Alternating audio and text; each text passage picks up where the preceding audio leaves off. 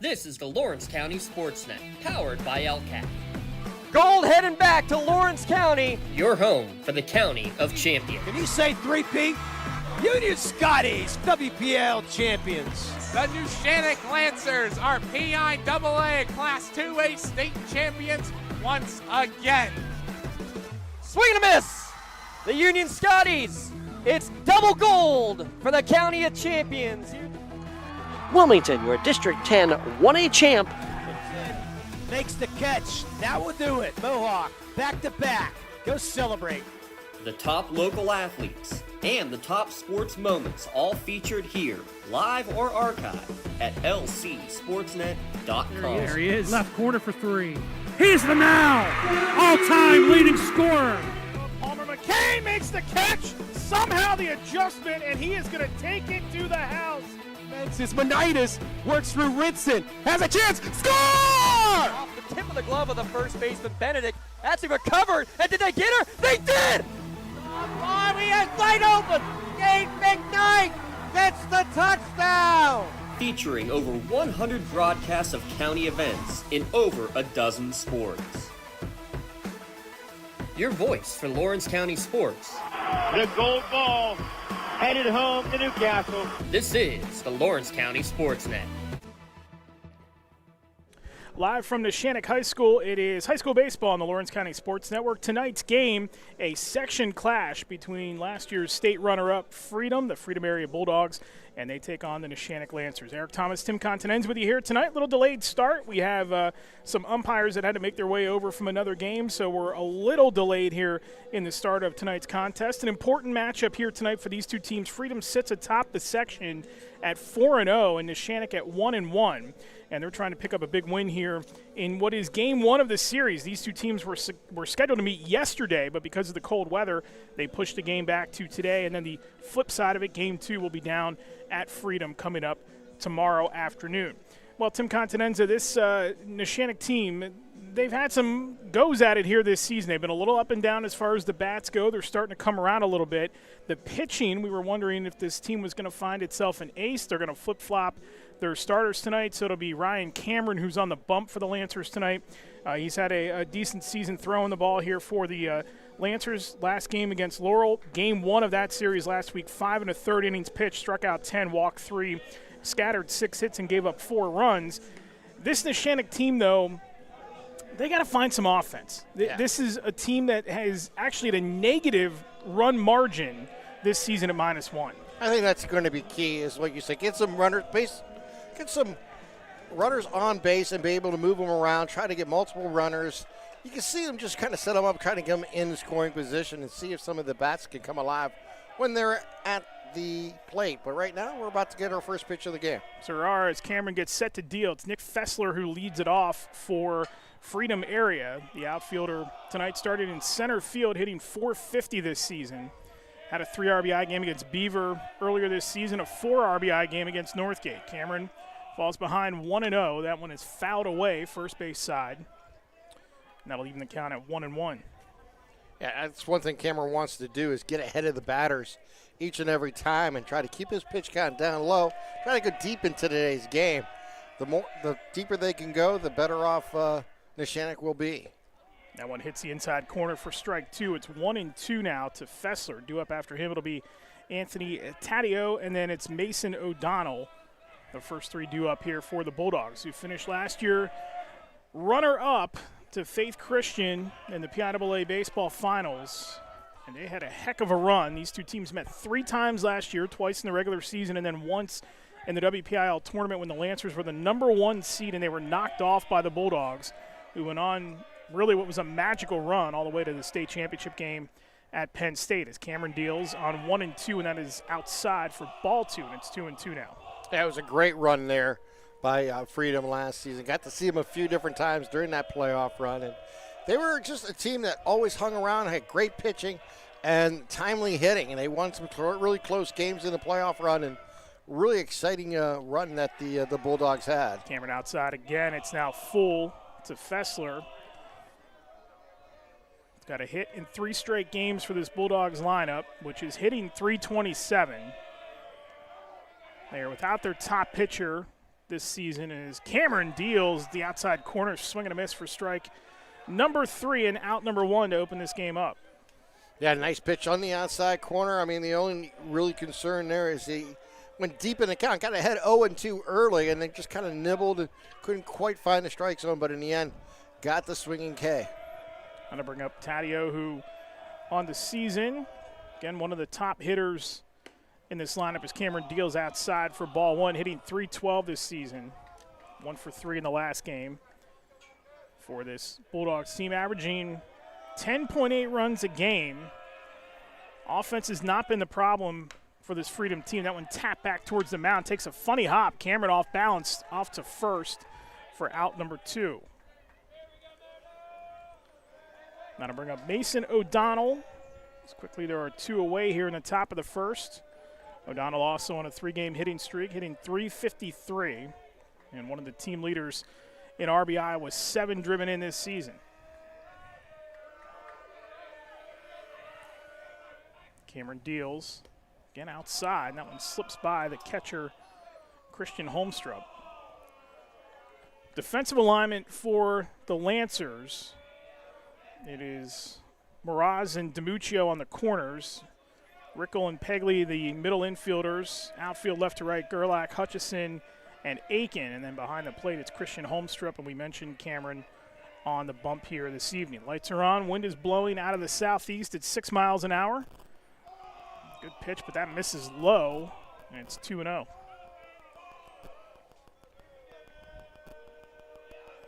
Cameron enters this game with a 4.74 ERA in 10 1/3 this season. I'm going to sharply hit into right, and there's our first base hit of the evening as O'Donnell's aboard. Yeah, just went with the pitch, found the hole between first and second, and we get a 2-out hit to keep the inning alive here for the Bulldogs. That'll bring up Zach Kuntz. He's got a hit in 4 of 6 games for the Bulldogs this season, .350. And he and O'Donnell back-to-back have combined for 13 RBI this season. This is really the meat of the order for Freedom. Cameron Deals. That one's low and away for ball 1.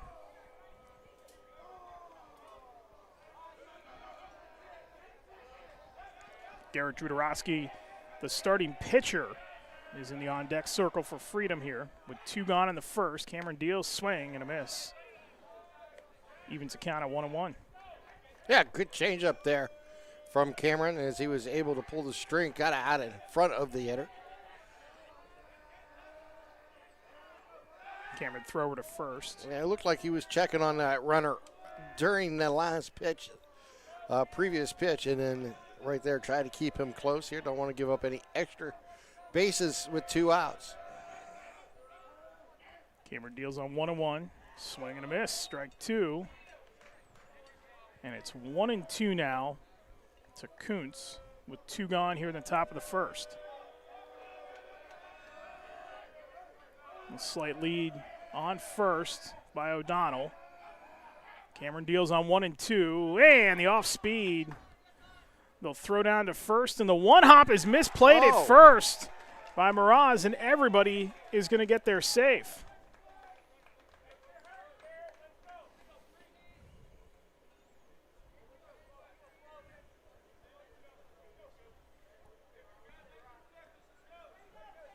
So that'll bring up Drudarowski, who gets the start on the mound here tonight for Freedom. .250 on the season with 9 driven in to lead this team. Trying to help out his own cause. That one misses on the outside corner for ball 1.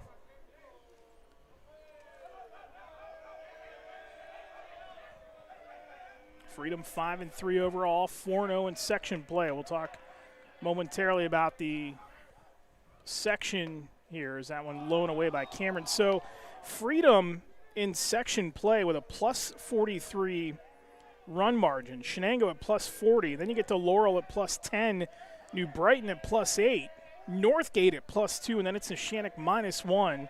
And Aliquippa, not counting today, -105 as runners will advance And we get a runner in scoring position, 2 in scoring position here with 2 gone in the top of the first.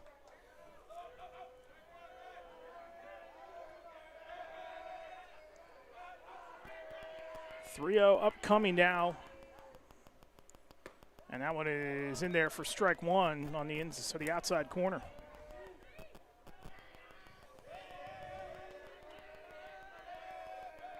So, opportunity here with 2 outs to keep the rally alive. They're going to get that one over for a strike there. Yep, Cameron Eric coming back. Get it to 3-2 with runners on second and third. 2 gone here in the top of the first. Been an eventful open of this game, delayed by 68 minutes. Outside, and that'll draw the walk. So the bases are loaded for Xavier Robbins. That's 21 pitches here in the first inning. It looked like he was going to get out of it, keep it to a minimum around 13 or 14, but ever since that dropped strike 3, things have not gone well here for Cameron. And now bases are loaded here with 2 outs. Xavier Robbins at third today, hitting .294 on the season. It's a Freedom offense that slugs it at .440. Their on-base percentage of .449. Trying to get something here early in this contest. That misses on the outside corner for ball 1, and Cameron falls behind yet again. And it's obviously nowhere to put them, and with 2 outs, you want to keep it right at a scoreless first inning here for the Lancers. Cameron deals again. Big cut for strike 1. They took something off of that again, and that seemed to be his most effective pitch so far. Kind of a changeup, maybe just an off-speed look. The 1-1 on the way. Outside corner again, and it hits for strike 2. So 1-2 now to Robbins. Big pitch upcoming now for Cameron with 2 gone. A lot to choose from here. You can go to an off-speed pitch like a curveball here. You can try to challenge inside with a fastball, and that's what he does. Up the middle, or rather the third. Long throw across the diamond. It one hops into the mitt of Miraz, and Neshannock is able to get out of it. So Cameron strikes out 2, doesn't allow a run, gets a hit across, and stranding 3 is Freedom. It's 0-0 as we go to the bottom of the first, and the Lancers coming to bat on the Lawrence County Sports Network, powered by LCAP. Hey, Mom, do you need a ride to the store today? Oh, no thanks, hon. I got it covered. Mike's taking me. Okay, well, you have a doctor's appointment tomorrow, right? I can take you to that. No, I got it covered too. Mike's taking me. Mike? Yes, Mike's my Axe driver. Picks me up right at my door and even helps carry my groceries. It's so convenient to schedule and ride with Axe. Wish I would have called him sooner. Okay, Mom. Sounds like you got it covered. I have an apple pie ready to eat. How about you help me with that? Contractors, the Department of Healthy Homes needs you. From small to large residential projects, you can help families live safer and healthier with the quality work you do. It's rewarding in more ways than one. Call LCAP's Department of Healthy Homes today.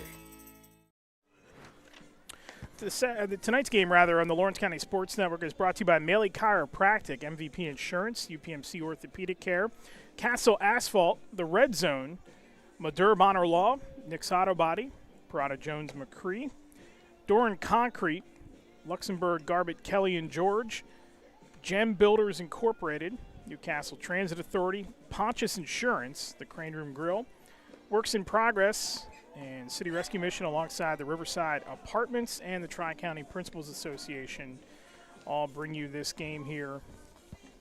What is now tonight? It's going to be tonight anyway, but a little later of a start. Starting lineups are brought to you by the Crane Room Grill tonight. Hungry after the game, wing specials on Thursday and Saturday evenings, and always daily specials as well. Takeout orders available on craneroom.com.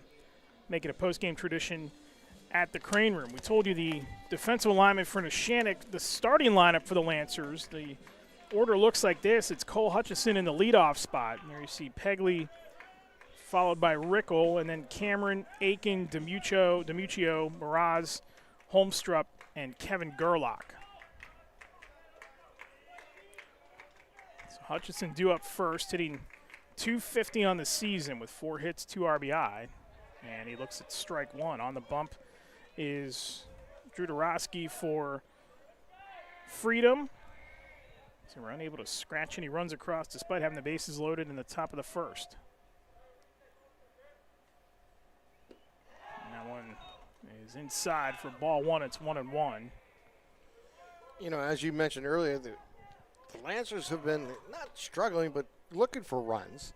And they're going to need, you know, some leadoff hits and try to get innings going here. That one gets away from the catcher, Taddeo. Let's take a look at the defensive alignment for Freedom. It's Robbins and Davis from third to first. Middle infielder O'Donnell and Blank.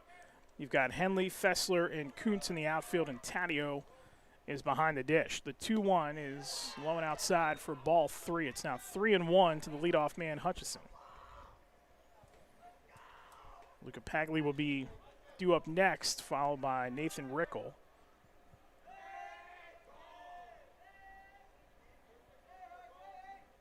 (3-1) on the way. And it's there for strike 2. 3-2. Hasn't really found a pitch that really he felt confident swinging at yet. See how he does on this payoff pitch. Quick time called. A lot of action across the county today with a thrilling game between Mohawk and Riverside on the diamond. We'll have game 2 of that series for you tomorrow afternoon, as that one is inside, and Hutchison's going to be aboard with a leadoff walk. That'll bring up Luca Pagli, who is starting to hit the ball a little bit better here. 2 for his last 7 with a double and a ribby, and he's up to 188 on the season. Let's see how they handle this with the leadoff walk here. They try maybe a hit behind the runner, or see if they get someone in motion here early in the count. That's in there for strike 1. Yeah, Mohawk today led Riverside 4-0 and lost in extras today 5-4. As that quick throw over to first to check Hutchison. We'll have game 2 of that series for you tomorrow afternoon from Mohawk at 4:30. Briar Crawford, a good game, another quick throw over to first. You can see right now, keep an eye here on Hutchison. They don't want him. He got off the big lead after that first pitch. The 0-1. There he goes. Man, that one over the head of Pagli. Well, started to go, and then he holed up and changed. He lost his gloves, his batting gloves in his back pocket when he changed directions, and now back to first. These two teams are pretty good defensively. 91% for Freedom, 94% for Neshannock in the field this season. And as the temperature drops, that one's high for ball 2. It's 2-1 to Pagli. As the temperature drops tonight, that outfield, though, could get a little shaky. It's turf infield, grass outfield. Colder temperatures, and we're going to be into the high 40s before we're done here tonight. Down to second is Hutchison, the head first slide, and he is in there safe with a swipe. Yeah, he got a nice jump there and was able to dive forward and get his hands in before the tag was applied, and gets the stolen base. So he's in scoring position with nobody out here.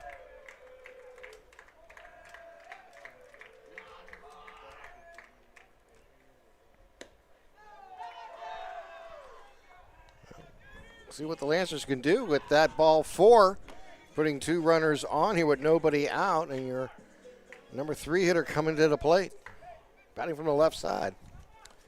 Yeah, that'll be in the form of Nathan Rickle. Rickle at .312 this season. 0 for 2 against Union the other day, but scored a run.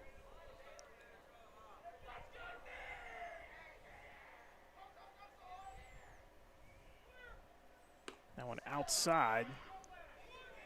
Misses for ball 1. Right now, Durosky is having trouble finding the strike zone with a couple on base because of the walks. Yeah, both pitchers, starting pitchers, off to a slow start here. That one is hit a mile in the air. Left field side. It's going to drop foul for strike 2. Yeah, I mean, you got to give strike 1, I beg your pardon. Henley credit. He ran a long way into foul territory. The ball just falls a little in front of him. Never really had an opportunity to make that play.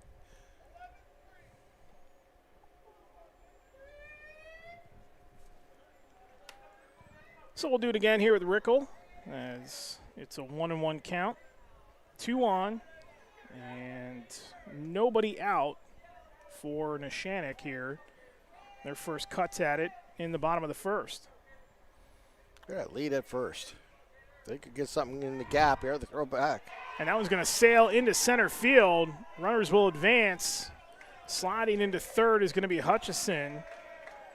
Pegley up the way to second. And now runners both in scoring position with no outs here. And an early opportunity for the Lancers here with Rickle looking at a 1-1 coming up.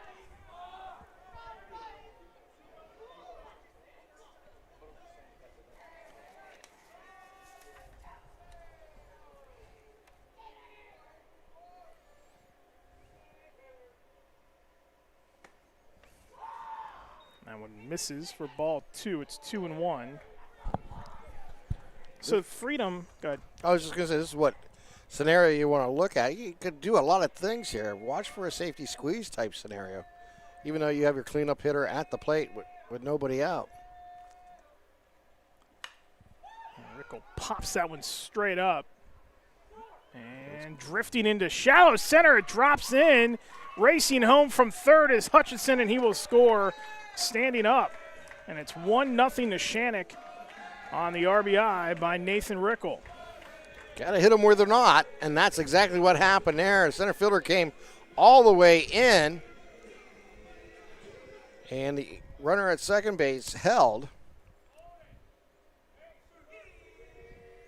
So you got runners at first and second, nobody out, but the first run of the game here by the Lancers. That'll bring up Ryan Cameron, starter here this afternoon, or tonight rather, for the Lancers.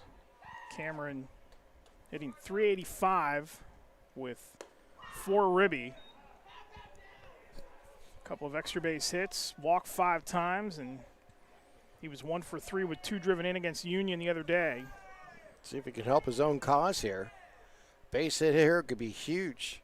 They haven't got a base, well, take that back. They just had their first single of the game on a little bloop.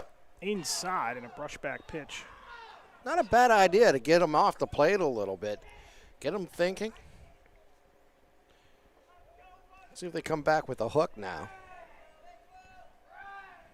It's a Freedom team that Bowden Hillard, the starting pitcher, the ace for this team a season ago, pitched them through the WPIAL tournament, got them through the first 2 rounds of the state tournament, and then pitched the state championship loss to Faith Christian. He suffered a knee injury during soccer season. His status is undetermined at this time, but he is out.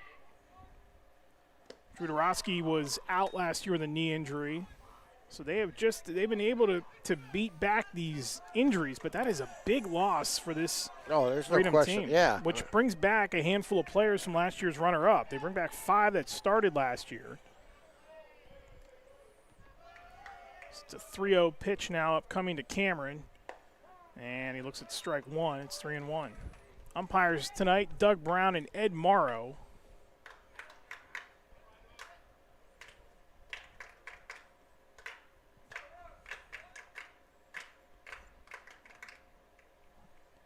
That one outside. Oh, hits the outside corner. Just got the piece of that outside corner for strike 2. It's now 3-2 to Cameron. You know, interesting question here for the Lancers. Do you start the runners with nobody out on this 3-2 pitch? They do. That one is sharply hit up the middle. And nice that is play. going to be a triple play. That's short. And okay. See, he was waiting for the runner. It's a triple play. To come home. Yeah, that was an unassisted triple play. Yeah.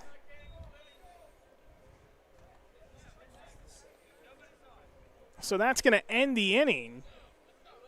Neshannock does get a run across on 1 hit. And they strand one as we've played one. And it's 1-0 Lancers here in the Lawrence County Sports Network, powered by LCAP. Castle Asphalt and Construction is driven to provide quality, cost-efficient pavement-related services to Western Pennsylvania.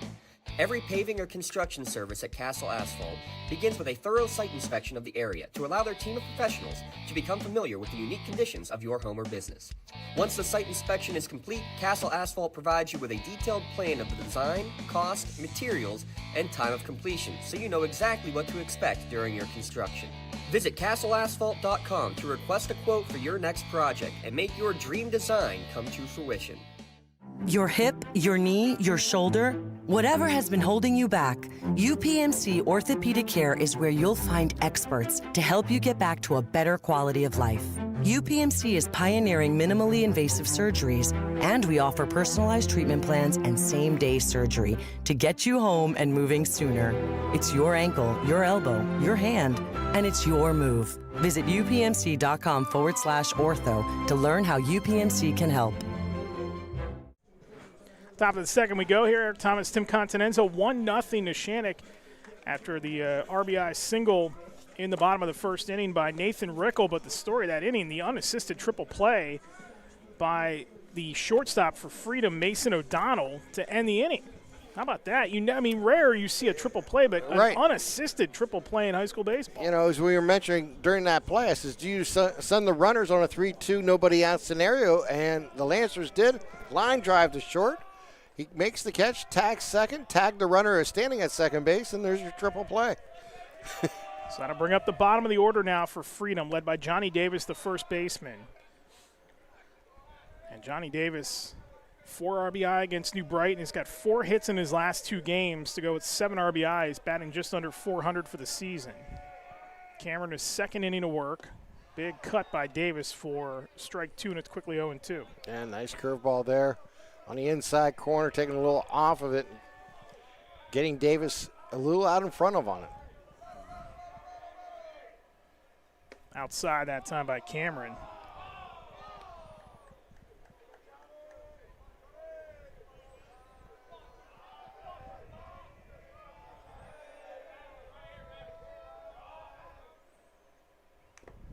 And that one fouled away, just tapped foul.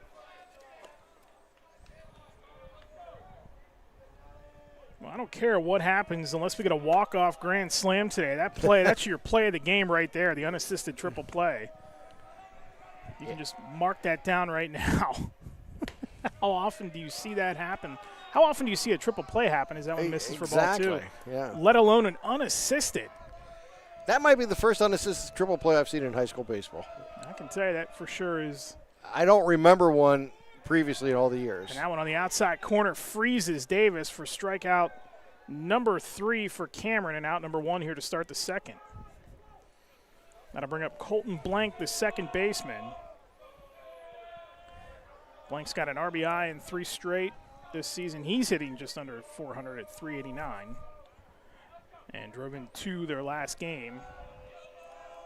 Starting to cool off a little bit here tonight. Wind blowing from right to left as we see it off in the football field as Blank lays down the bunt. It rolls foul third base side.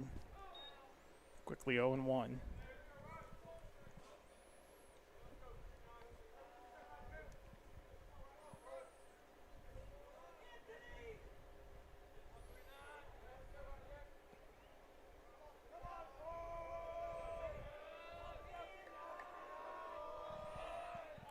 And 1 pitch now for Cameron. And that one's there for ball 1, so it's 1-1.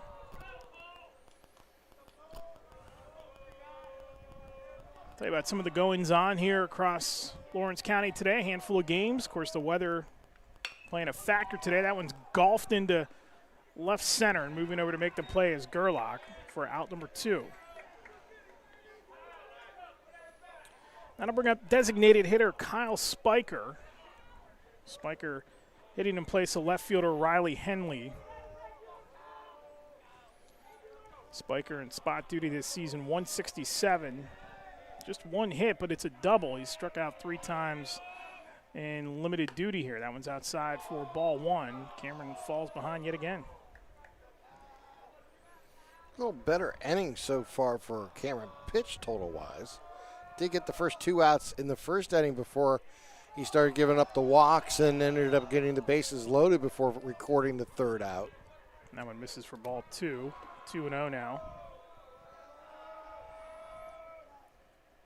That one's hit in the air to center. Coming in to make the play for the 3rd out is Hutchison. And in order go the Bulldogs.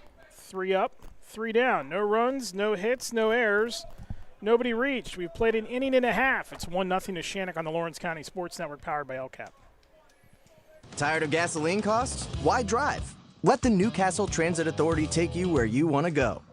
Serving the city of Newcastle and stops throughout Lawrence County, as well as weekday service to Pittsburgh. Public transportation just makes sense. Why drive when you can relax and ride?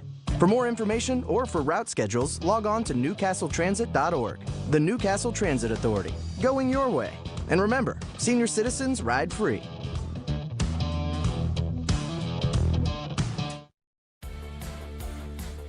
Attorneys Parada, Jones, and McCree are dedicated to giving their clients the best chance at a positive result. From personal injury, criminal and corporate law, real estate, municipal law, to wills and estates, their team will work with you through every step of the legal process. With Parada, Jones, and McCree, excellence is our guarantee.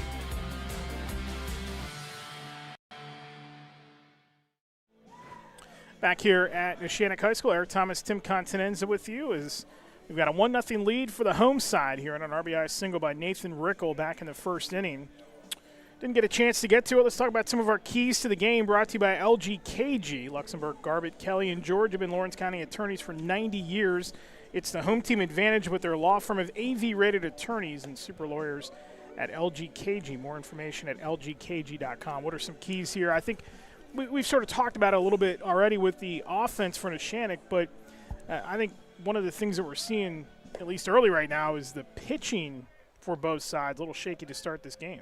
Yeah, I mean, right now I think Cameron's kind of settled into the second inning and was able to get ahead of hitters and use his defenders to get out. He's got the 2 fly balls to keep his pitch count down. He's about 35 pitches into his 100-pitch total allowance. And I think that's really going to be key. How can you get the guys to swing and make outs with it?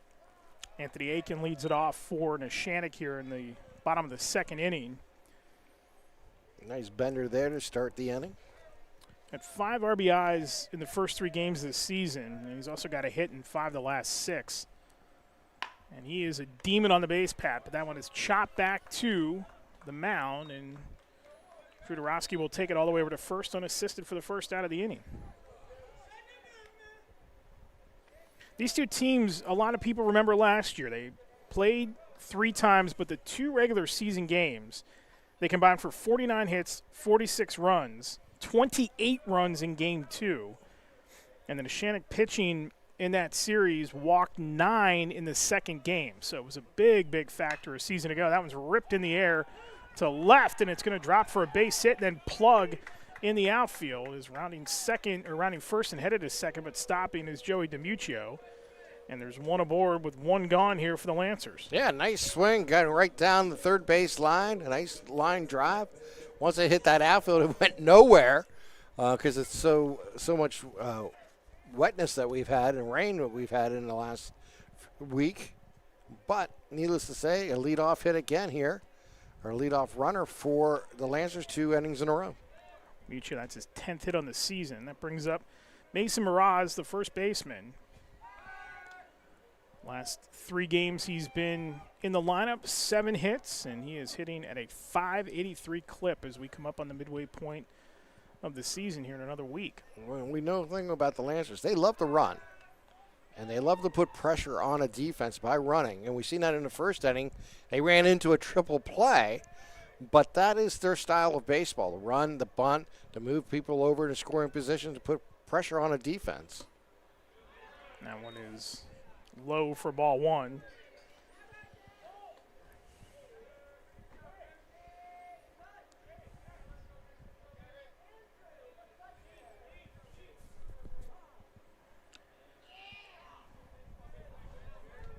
Drew Dorowski, we talked about, had the knee injury a season ago and missed all the time.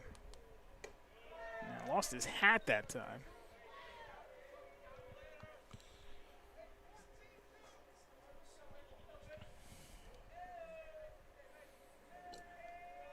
(2-0) now to Miraz, who, again, swinging a hot bat, got a man on here with one gone. That one way upstairs. A quick throw down or up the line to first, and back there in time is DiMuccio. Yeah, right now,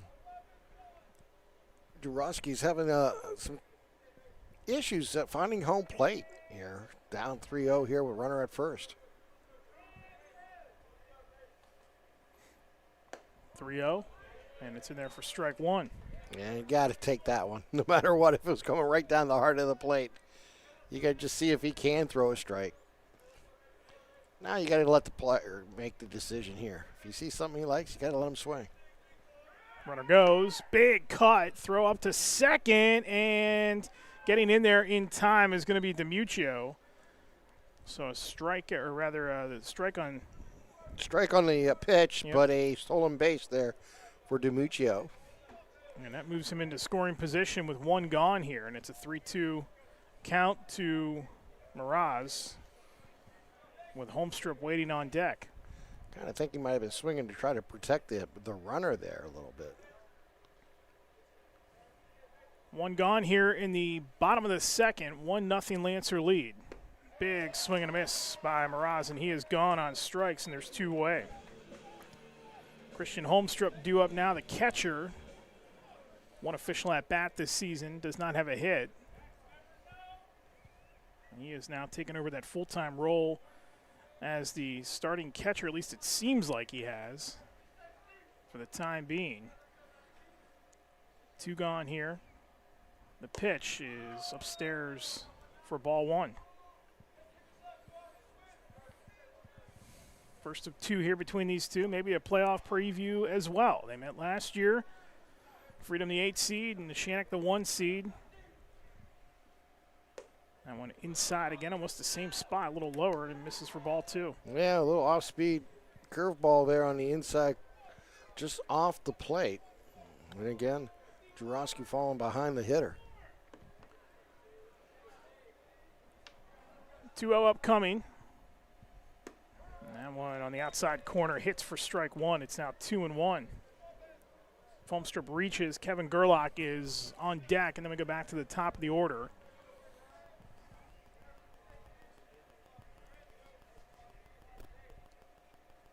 That one's hit hard up the middle, and good stab at second. Throw to first is going to draw Davis off the bag, and scooting home to score is going to be DiMuccio, and it's 2-0 Lancers.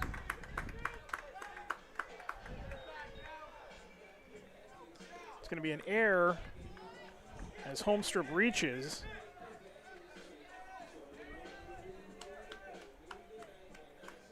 I'm going to call that. It's going to be a throwing error. It's going to be a single and a throwing error. And give Holmstrup the RBI as well.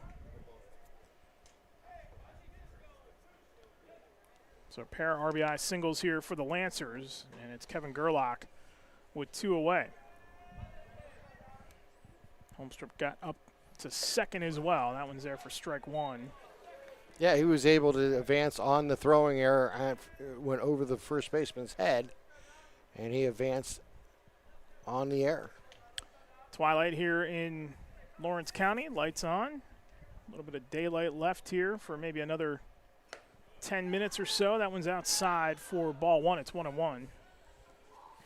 Dorowski has thrown 35 pitches so far, 19 balls, 16 strikes. So he's been having trouble finding the strike zone here in the first two innings. Control issues for both pitchers. That one low that time. And they say that Gerlach offered at it. And it's there for strike two, so it's 1-2. Best 2A teams right now. Fort Cherry 7-0. Freedom is 4-2. Shenango is 6-1. Freedom is 5-3. I beg your pardon. Shenango is 6-1.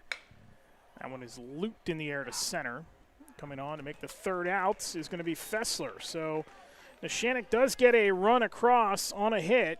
There was an error, throwing error, and there was one stranded. Lancers have a 2-0 lead as we go to the third on the Lawrence County Sports Network, powered by LCAP. Tonight, someone is cold, hungry, and forgotten. At City Rescue Mission, we're more than a shelter. We're a bright beacon of light in our community, serving those in need to make our community stronger and healthier. We offer real help and real hope, and that hope is Jesus. We serve him by serving others in love, grace, mercy, and compassion. But we can't do it without you. Be the reason someone's story is rewritten in Christ. Give today at cityrescuemission.org. When it comes to protecting those you love, the businesses you've built, or the things you've earned, you need someone you can trust. Who better to protect your interests than a local insurance agent? Pontius Insurance is a team of local agents helping local residents in Lawrence County and surrounding areas, specializing in auto, home, business, and life insurance. Come see Dan Pontius, Jessica Dix, and Tracy Giddings, and the rest of the team at Pontius Insurance, and receive the personalized service you deserve. Back here at Neshannock High School, Eric Thomas, Tim Continenza with you as Neshannock has a 2-0 lead on Freedom. Here to take you through the middle innings, Tim Continenza. Thank you, Eric. As we have Fessler, Taddeo, and O'Donnell due up here for Freedom. Brian Cameron entering his third inning, pitching here for Neshannock. He has thrown 40 pitches, 20 strikes, and 20 balls.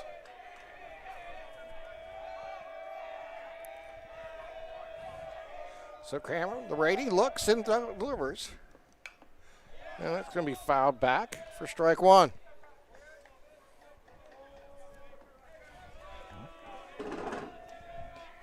Really think it's important for this top of the order for Freedom. It's always important for your top of the order, but especially when you've got the two hitters coming up next for this Freedom lineup to get in against Cameron. They've had some opportunities here early in this game, and they just haven't been able to connect on them. 1-1 pitch coming here from Cameron. It's going to be outside for ball two. I think he's fallen behind on every batter except two so far as well. Yeah.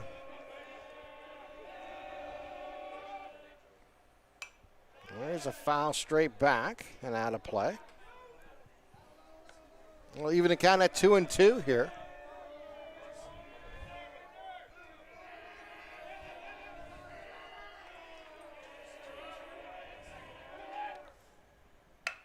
Line drive, and that is going to be into the outfield for a base hit.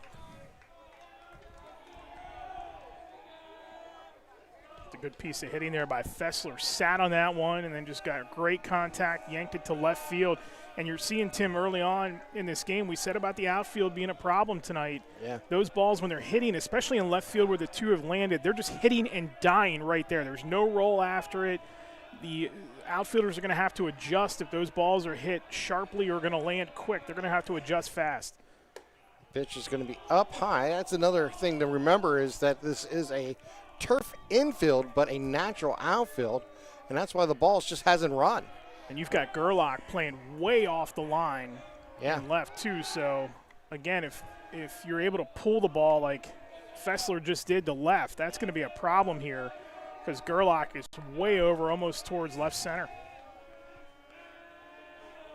So the 1-0 pitch coming here to Taddeo.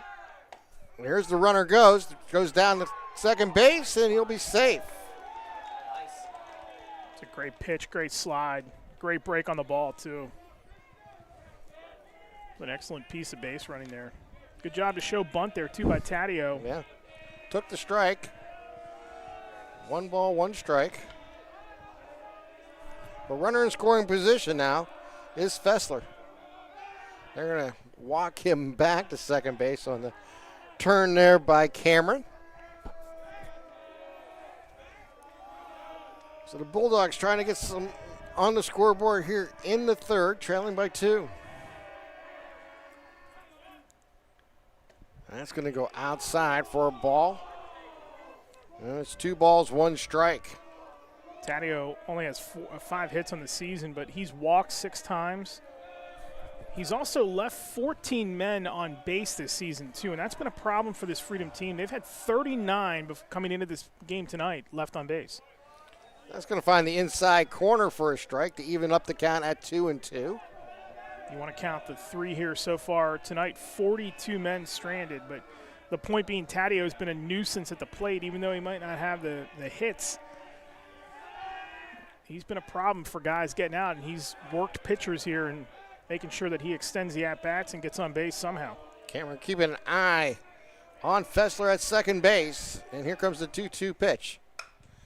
And this is going to be a pop-up behind second base, just into the outfield. Center fielder, and Hutchinson makes the play for the out.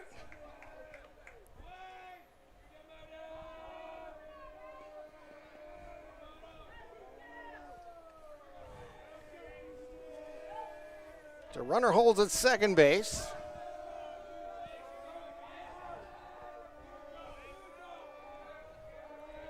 And O'Donnell now at the plate here for the Bulldogs.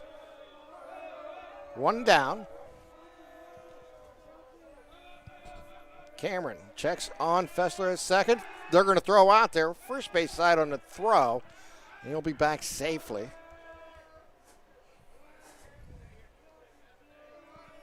Cameron a little worried about those runs. Trying to keep them close. Yeah, trying to protect that 2-0 lead. Ready delivers on the inside corner with an off-speed pitch. Nicely done. Gets ahead of the hitter, 0-1. That was a good pitch that time. Really important, I think, for Cameron going forward. He's done an okay job of mixing that off-speed, but get ahead in these counts. A little cat and mouse game between Cameron and Fessler, the base runner at second base. We'll check on Fessler and deliver the 0-1 pitch, and that's going to be high and inside. And move the count to 1 ball, 1 strike.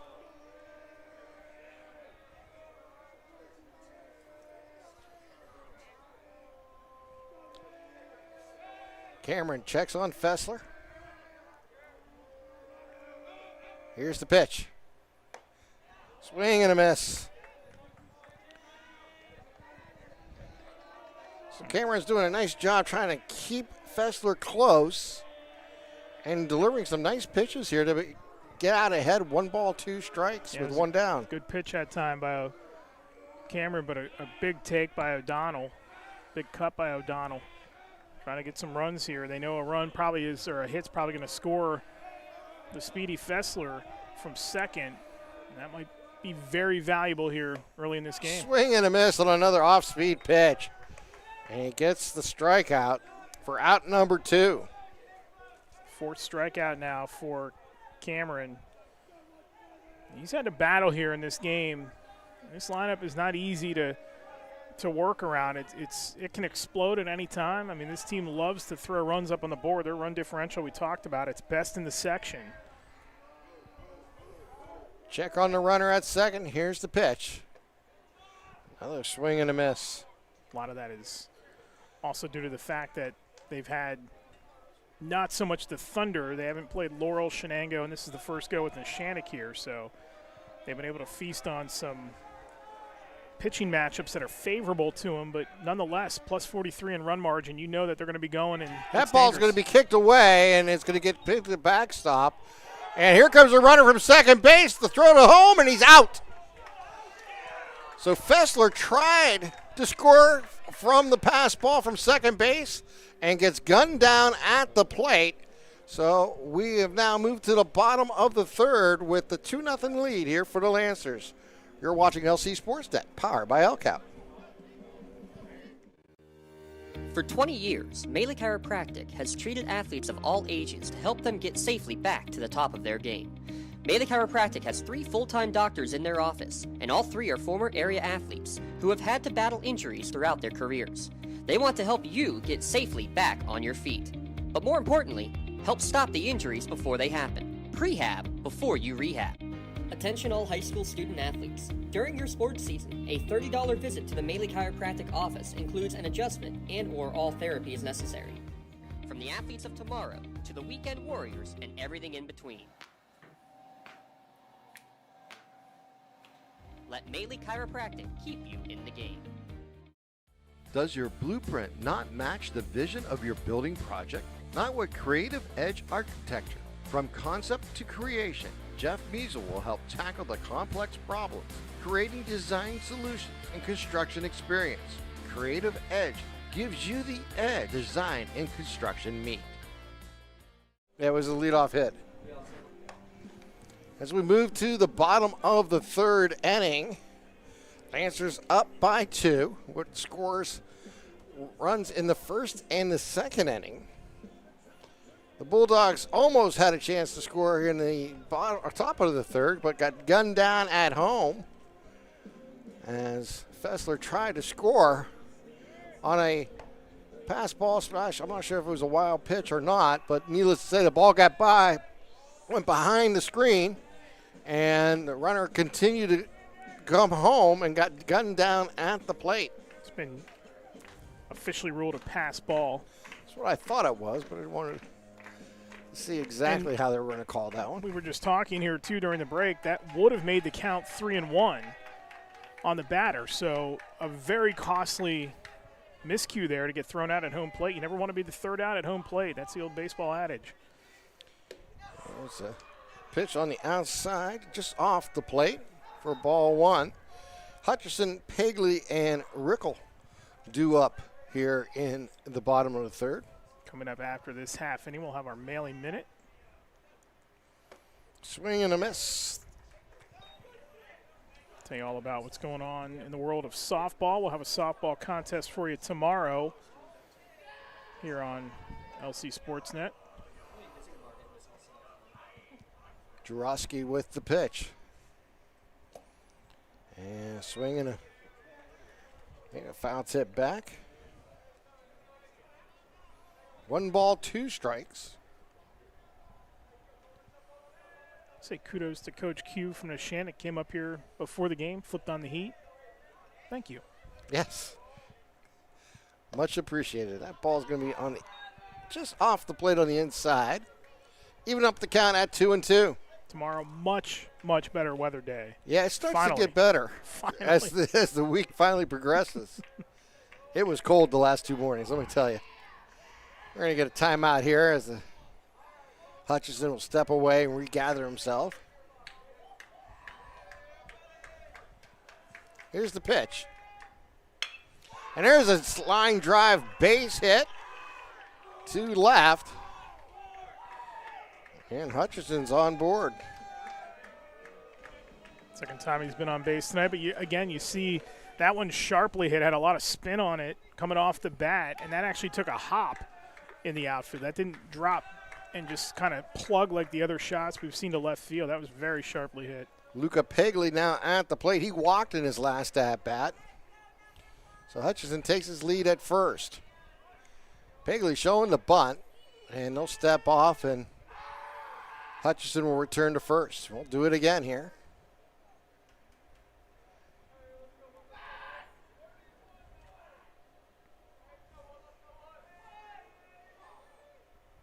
And it's going to be high and outside. For ball 1.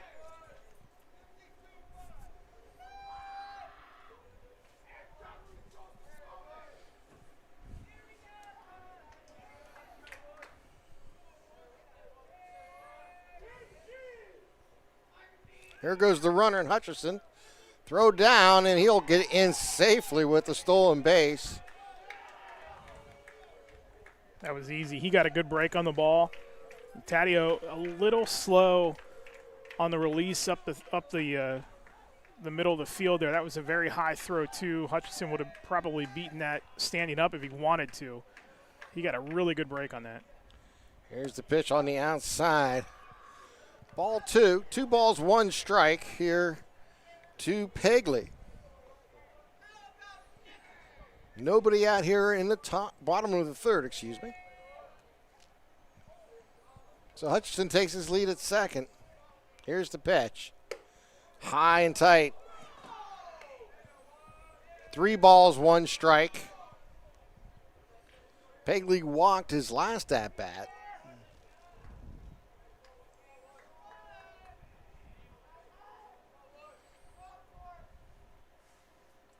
Swing and a miss. Makes it 3 balls, 2 strikes.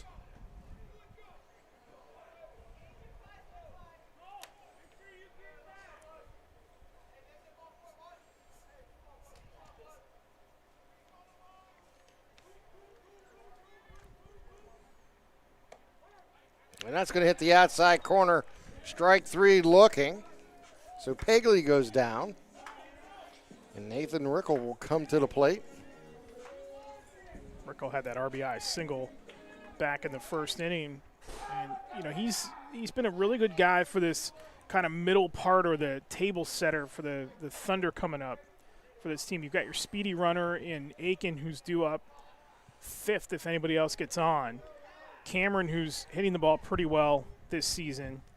You sandwich a guy like Rickle in and around there who's starting to really kind of – you're kind of – you know, Hutchinson's been pretty good at the leadoff spot here, especially today, but you're kind of putting 2 leadoff hitters back-to-back in Pegley and Rickle to get ready for the middle part of that lineup, and I like the way that this lineup is constructed here tonight. Hey, throw down to second base to try to keep Hutchinson a little closer. He gets back safely. Check on the runner. Here's the delivery. And fouled straight back. That got up by the bullpen out there deep in the woods. Softball game going on across the way as well. At least it was.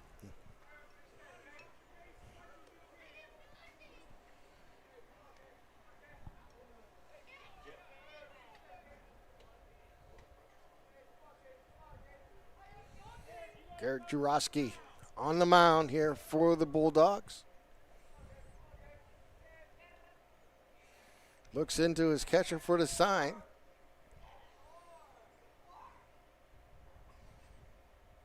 And delivers outside for a ball.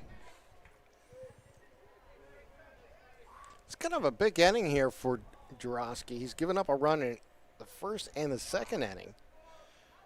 Don't want to give up any more here. Yeah, he needs to settle in on the mound. You're right. Swing and a miss.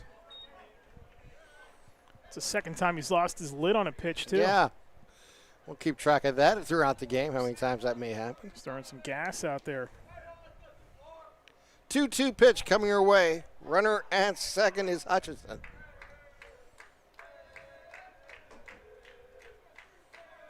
And we're going to have a Rickle step away and regather himself. Well, gets back into the box.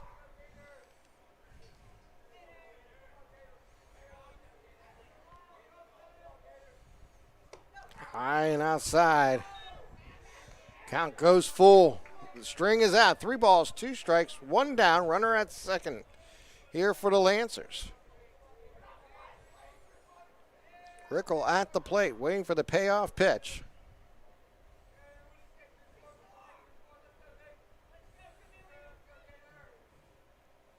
Swing and a miss. He'll go down swinging for the second out of the inning. Well, that is a big one there for Jurowski. Third strikeout for him. Ryan Cameron, who was the one that hit into that unassisted triple play back in the first. That line drive, hit it hard, just right at him. There goes the runner, and it's going to be uncontested stolen base there for Hutchinson. Yeah, 2 on this trip around the diamond for him. So 0-1 pitch coming with runner at third now. Cameron did have 2 RBI against Union the last game played. That's going to hit the outside corner. And he's now ahead. No balls, 2 strikes with 2 downs, runner at third. Cameron trying to help himself out. Batting from the right side with runner at third. That's going to be, I guess, a little high. He thought he had him. I thought he might be going to ring him up there, and it must have been just a little bit high. 1 ball, 2 strikes.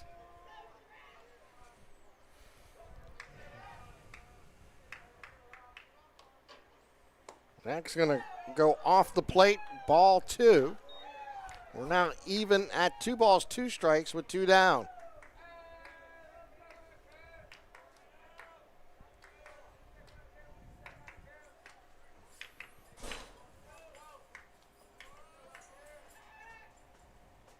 Ooh. That's going to be high and tight. And now we got the string completely out. 3 balls, 2 strikes, 2 outs. Runner at third. Ryan Cameron at the plate, waiting for the pitch from Garrett Jarosky.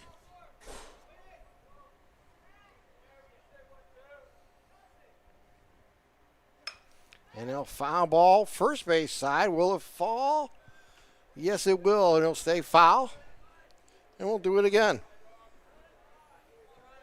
Another long run there by the outfielders. They're playing more towards, not even quite straight away. I would call it more towards left field a little bit. Center field is just a little to right center.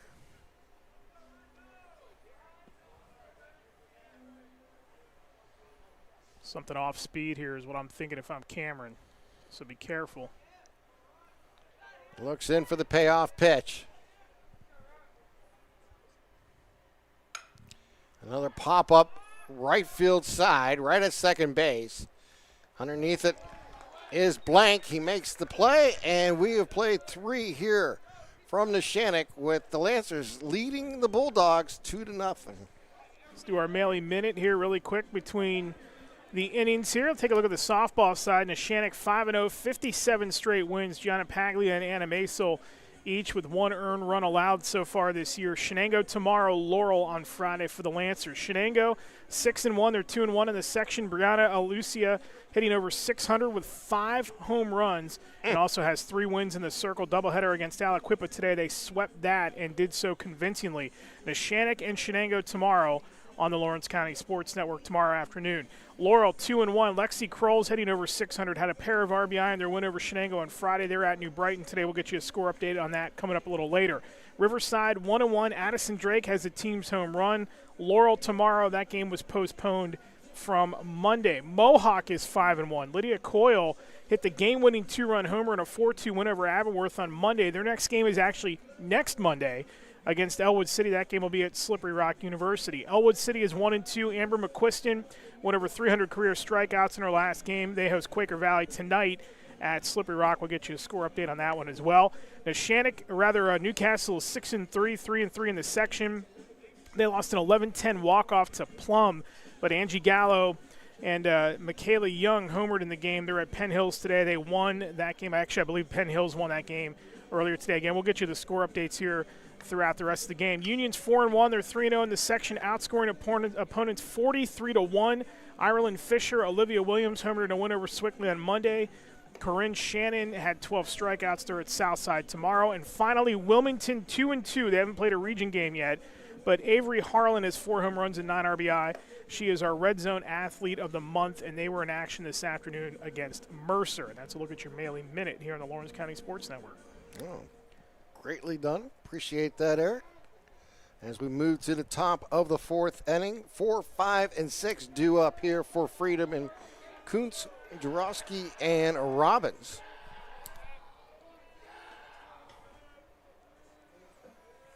Ryan Cameron still on the bump here for the Lancers.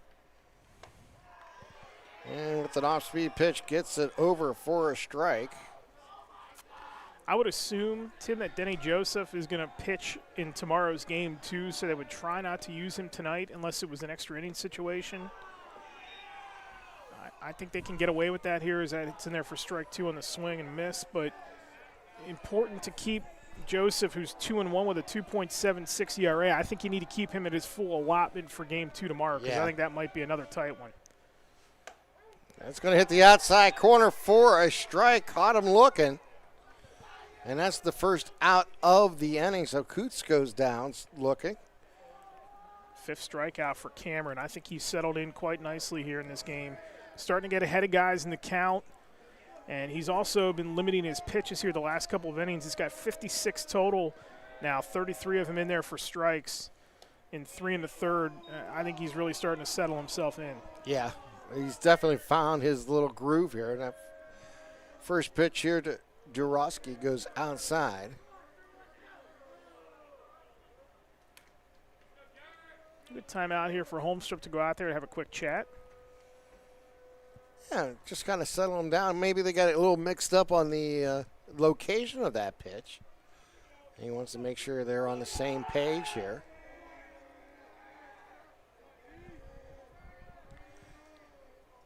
So no 1 ball, no strikes, 1 down here. In the top of the 4th, Gert Jurowski at the plate.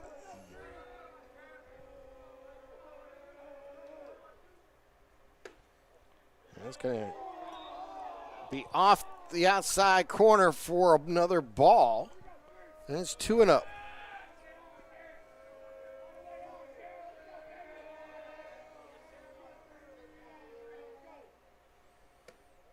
And falls behind now, 3-0.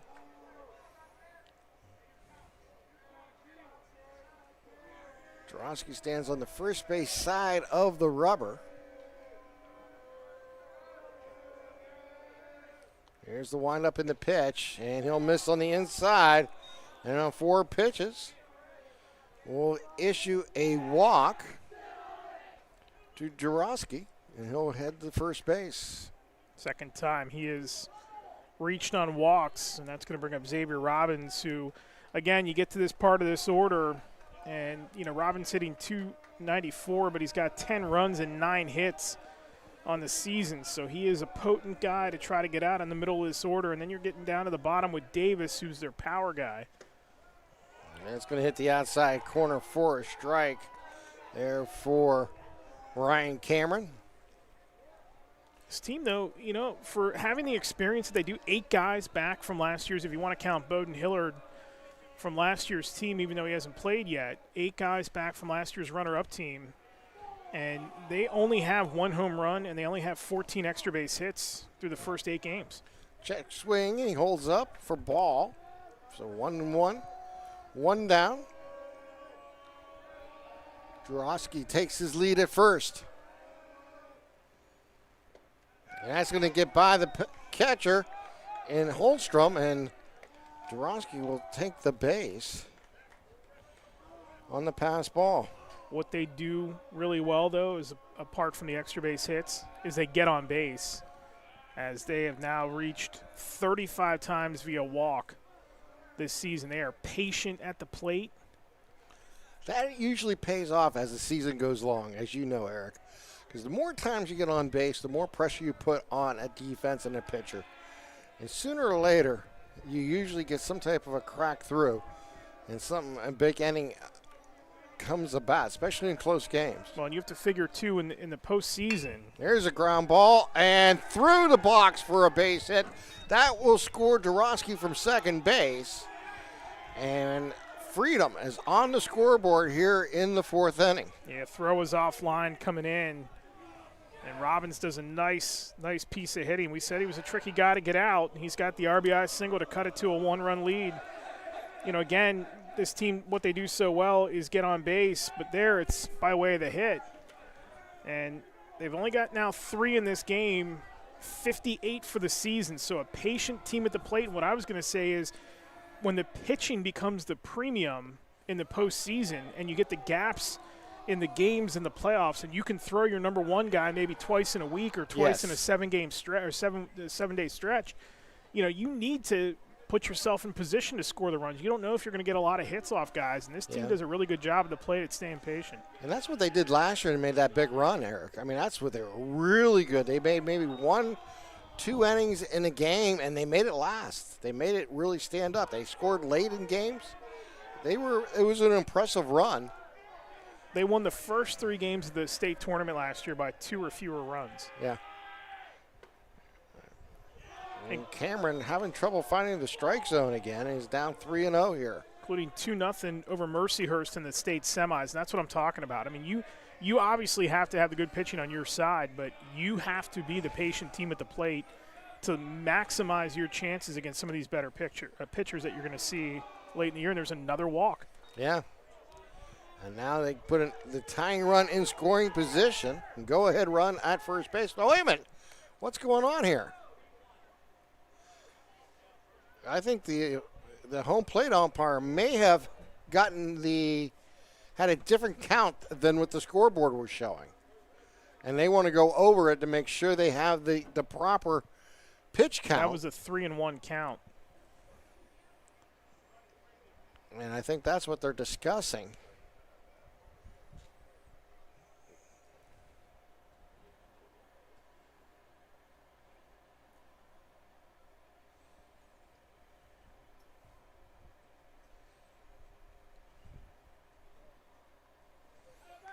All right, so they are going to say that was ball 4. That was a 3-1 pitch.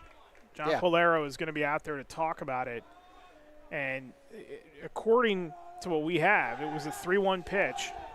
So if that was low and outside, or if that was away, that was ball 4. Yeah. And the runners are advancing here. I'm not sure what the confusion was about. I think just the umpire had a different count on his counter and wanted to double check with the other umpire what the count was.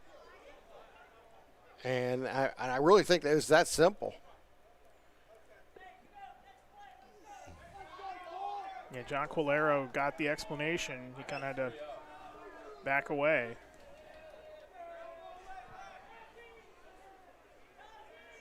Yeah, Game Changer, which we followed during the games, had 3-1. I had a 3-0 though. Yeah, but and so did the scoreboard up here as well. So 2 runners on, and Robbins and Davis at second and first. And Blank at the plate here.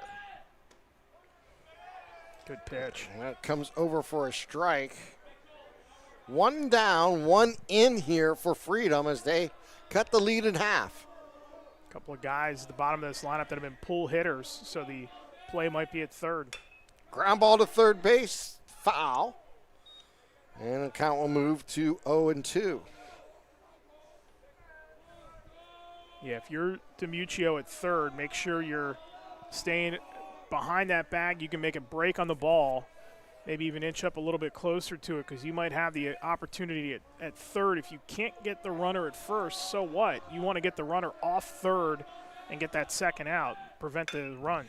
Fly ball center field, and Hutchison's there for the play. Throw back to second base. Runner and Robbins returns. And 2 down here in the inning.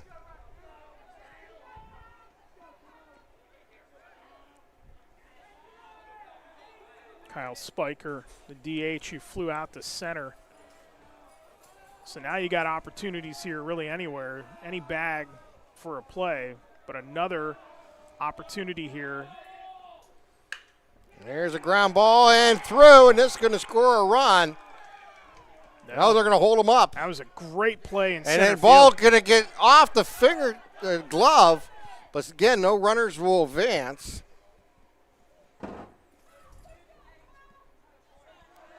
That was a great play in center by Hutchinson. He made a good break on it to get underneath of it, and they had it well covered.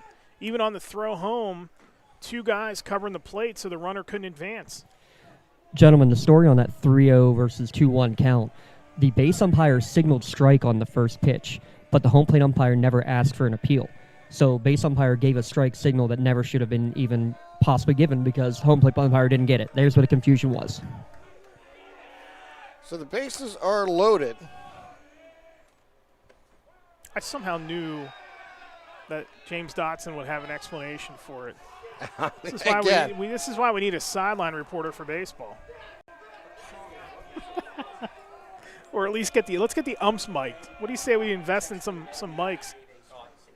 The ball get by, another pass ball. This will score the run to tie this game at 2. That's the 5th pass ball in this game tonight.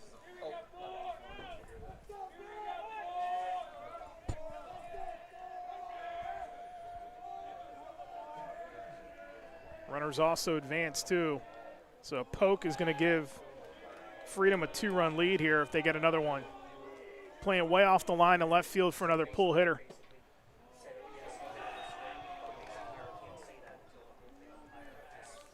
So they advance, as you mentioned, the 2 runners advance from first and second to second and third. And there's a slicing fly ball to right field for a base hit, and 2 runs will score. And Freedom has a big inning here in the 4th as they scored now 4 times. Little oppo shot there by Fessler. That was an excellent piece of hitting. We've talked about how these guys can be pull hitters. That's the second base hit of the night for Fessler. That might be it for Cameron here as he's given up the lead at 4-2. But we said it too, Tim. They were playing so far off the lines in both right and left field that if he could pull one to left, it was probably going to be 2 runs. And instead, excellent piece of hitting to go the opposite way and plate 2 more, and Freedom is off and running here 4-2. Big inning here for the Bulldogs. They're going to leave him in. Yeah. And Cameron, I have him at 75 pitches. I might be off by 1 or 2, but 77 officially. Okay. I think you got to let him go here. Yeah. Simply because you do not want to try to get anywhere to Denny Joseph. You know, this is an important series here. I mean, we're not quite midway through the year. We're about, just at midway, but you've got to have your guy, your number 1 guy, ready to go tomorrow on the road. So I don't know that they really want to go to him in this spot. There's a foul back. Some of the other options, Akins appeared in 3 games. Hutchinson could come in from center, and Rickles had 1, but that was in relief. So I don't know what might go through John Colero's mind here, but I'm trying to avoid Denny Joseph at all costs because I don't want to have to go into tomorrow. No, you don't want to go with your ace. You want to start him. You don't want to bring him in the middle of a game. Yeah, we saw that with Mohawk earlier today. They lost to Riverside, and they had to extend Bobby Fadden, who cannot pitch tomorrow in Game 2 now against Riverside because he threw over 25 pitches. So he would not be an option tomorrow in that game, and they may need somebody like that in that game. So you have to be very careful when you manage your pitching here, especially in spots like this. So Cameron looks in. They're going to pitch out, throw down to first, and he'll be back safely is Fessler. Boy, we have just seen some excellent baseball from Freedom in this game. The unassisted triple play, the oppo shot by Fessler to get 2 in. Taddeo waiting to pitch here from Cameron from the stretch. And that's going to hit the outside corner for a strike. 1 ball, 2 strikes, 2 down here. 4 runs across here for the Bulldogs in the top of the 4th.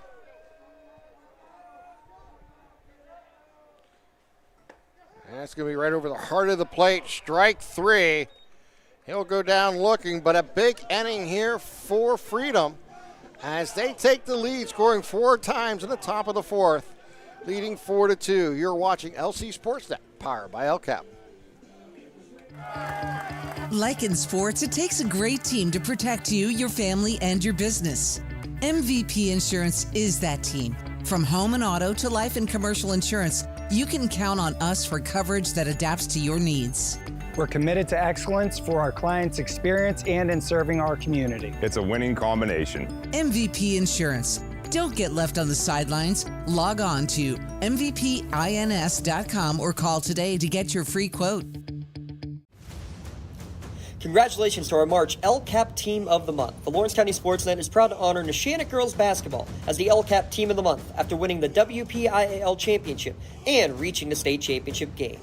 Congratulations to Coach Luann Grabowski and the state runner-up Lady Lancers basketball team, our LCAP Team of the Month. And welcome back as we get to the bottom of the 4th inning. It will be Akins, DiMuccio, and Mraz coming to the plate here. Numbers 5, 6, and 7 due up here for the Lancers. They trail now by 2 as we enter the bottom of the 4th. I have to correct myself on something I said last inning too. Tomorrow, Bobby Fadden can pitch for Mohawk because he started his last at-bat with 23 pitches, so it's all about where you start. So he is available tomorrow for Mohawk, just in case you're figuring on tuning into that game. That should be a pretty good one tomorrow. Yeah, but he'll be limited to only 70 pitches in that game, or 71 if they need him. Vinny yeah. Pizzullo, maybe the starter tomorrow. We obviously don't know the rotations and all that right now, but that'll be a huge game tomorrow at Mohawk, so we hope you tune in for that one.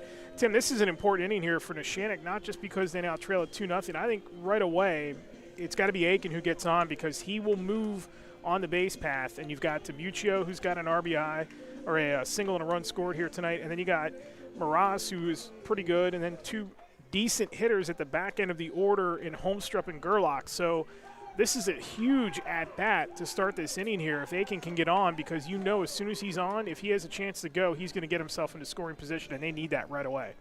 Yeah, Anthony Aiken's 0 for 1 tonight, grounded out in his first at-bat. Steps in from the right side as Durowski now pitching from the lead for the first time tonight.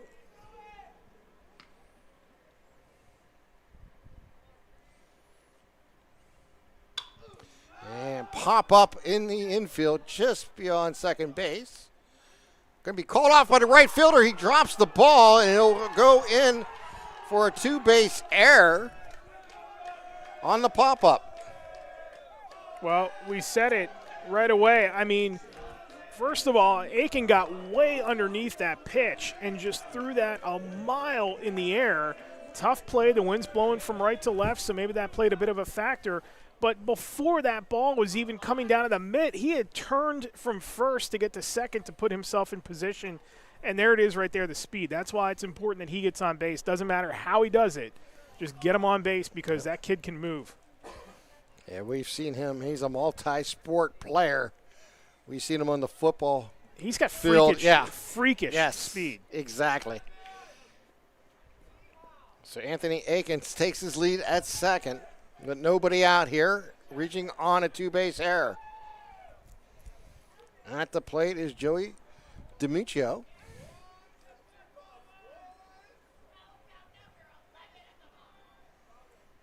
Normal gaps, but up the middle. If you can get a little C&I single up the middle somewhere. Ground ball between first and second for a base hit. They'll send the runner around third. He'll hold up and return. And we'll have runners at the corners here with nobody out here for the Lancers. It's just a great piece of hitting. I mean, there were gaps on each side of it. He goes opposite field through that middle, that gap between first and second. Just a beautiful piece of hitting by Demuccio for his second base hit of the night. And Aiken thought about it. I mean, it would have been tight. He might have been able to get in there, but I think the right call to hold it up here, because I was just going to say the same thing. Yeah. You've got no outs right now, and you've got some power coming up. Jason Miraz at the plate. He's 0 for 1. He struck out looking in his first at-bat. Ground ball between the hole is third and short for an RBI single. And just like that, it's now a 4-3 ball game. See, it all starts again with Aiken getting on base, because you put the speed on there with guys that can make good contact. And again, it wasn't the prettiest way to get on for Aiken, but he is the reason why this whole thing starts. He changes the whole setup for this lineup when he can get on base, because you know he is going to move at some point. Two great pieces of hitting up the middle, back-to-back by Demuccio and Miraz to get that run across. And that, I mean, it's how you play baseball. That's how you play baseball right there. You got to take advantage of opportunities, as you're just mentioning there, Eric. And obviously that two-base error to open up the inning gave the opening here for the Lancers, and they've taken advantage of it with two straight singles to score the run and now have a runner at second base in Demuccio, who is the potential tying run, and go-ahead run in Maz at first base. Still nobody out. And at the plate is Holstrom. We'll see if they try to advance the runners, maybe put a bunt down here, but nobody down. Yeah, I think that might be the right call. There it is. He tries to bunt, and they'll throw down to second base, and he gets back safely, as Demuccio did lead off on that play a little long. He had to turn around and make the run back, but dives back safely. Got to tap it first base side, I would think. With a ready pitcher coming in to make the play or a catcher out there, it takes away the option to get the runner at third with no outs. So if I'm going to lay it down, I'm trying to lay it down first base side. They throw to second base and safe again. Freedom thought they may have caught him, but they did not. I don't know how DiMuccio was safe. Oh, my goodness. And got the tag in there. That was a very tight play at second. But, again, I'm going up the first base side if I can here on a righty pitcher. So 2 on, no but. Yeah, and they try to get the bunt down again, and he offers strike 2. So Holmstrom unable to get the bunt down on the first 2 tries. Let's see if they keep that on. Most of the time you take it off and let them swing away here. Let's see what they choose to do.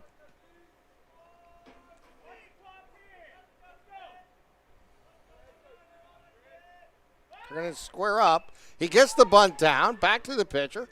He'll throw across for the out, and the runners will move up to second and third. So perfectly executed.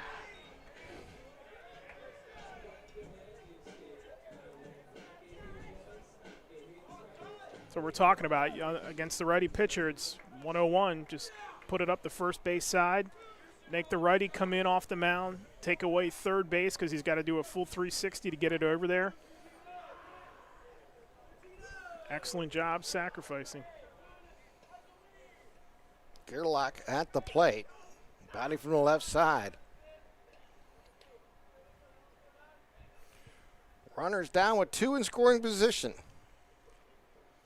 Swing and a foul ball, third base side out of play.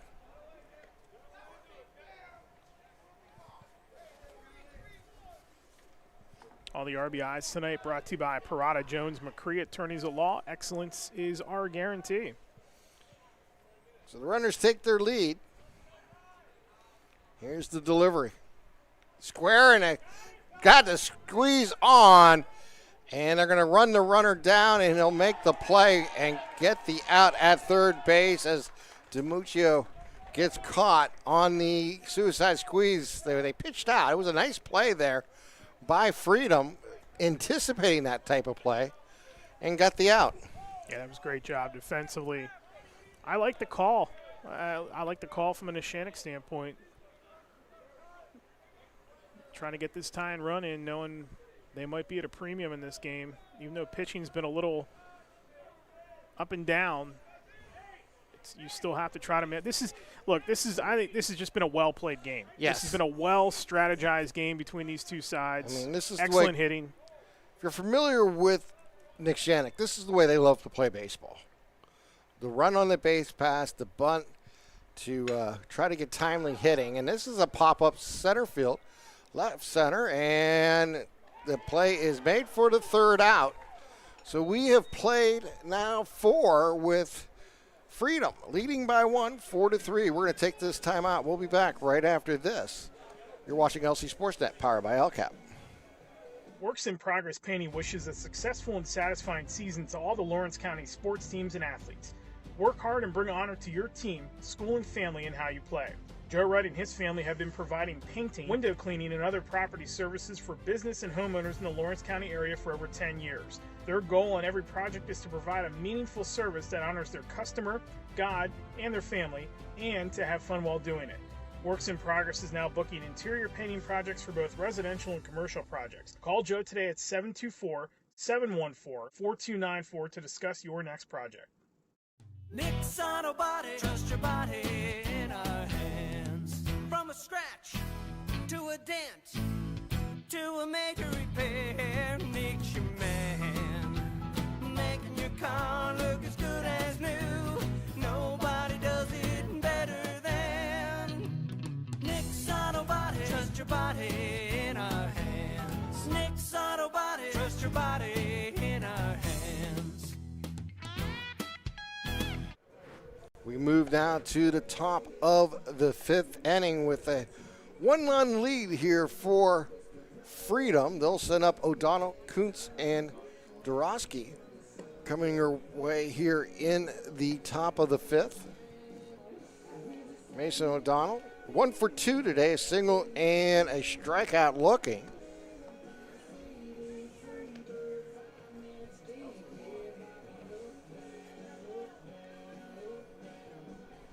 He singled to right field in his last at-bat.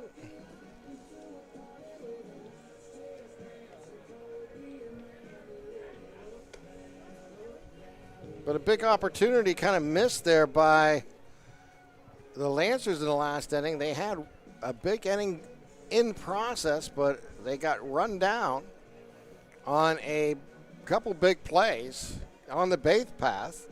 So they only got one across, but they cut the lead in half for Freedom to 4-3.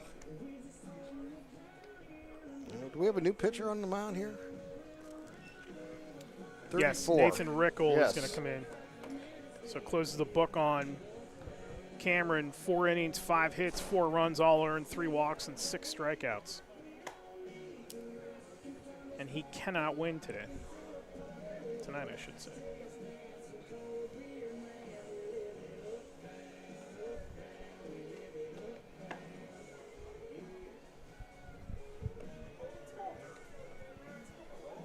Also answers the question, too, of who would be next in order.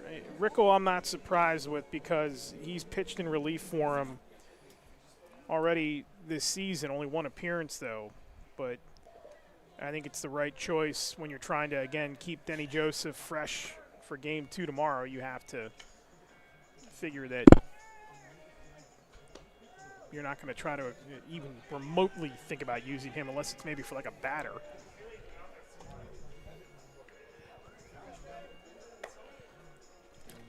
It's been a really well-played game. Not surprising between these two, given what they had and went through last year with the crazy games in the regular season, the playoff game. Could be a playoff preview here again tonight, and this has just been a well-played, feels like a high-stakes late season or postseason style game between these two tonight. So Rickel comes in relief, and Cameron moves into short here for the Lancers. And that first pitch is going to be over for a strike for our new pitcher in Nathan Rickel. So Rickel delivers the 0-1. Be outside, even the count at 1-1.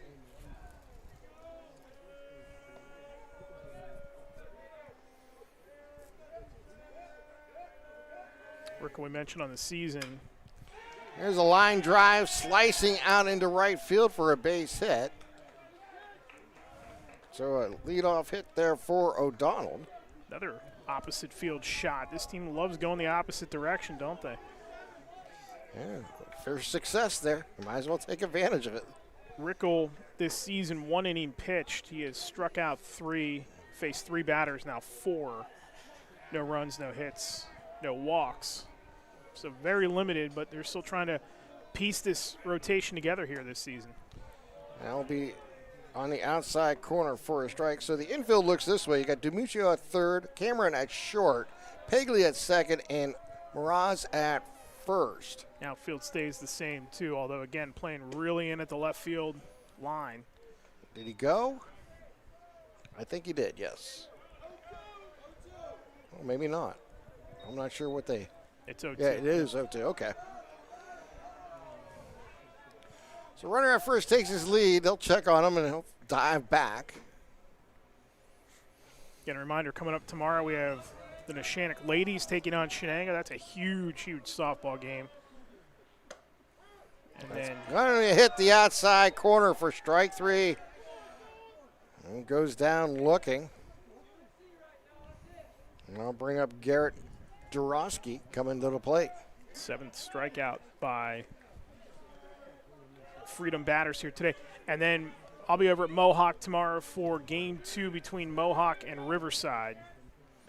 And that'll be outside for a ball.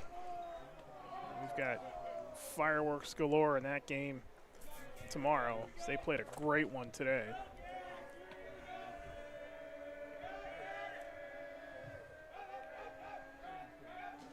Here's the pitch. Swing and a miss. Took something off that one was Rickle. So 1 ball, 1 strike, 1 down here. Runner at first is O'Donnell. I'll be outside for a ball. Good block at the plate there by Holmstrup. A lot of pass balls in this game.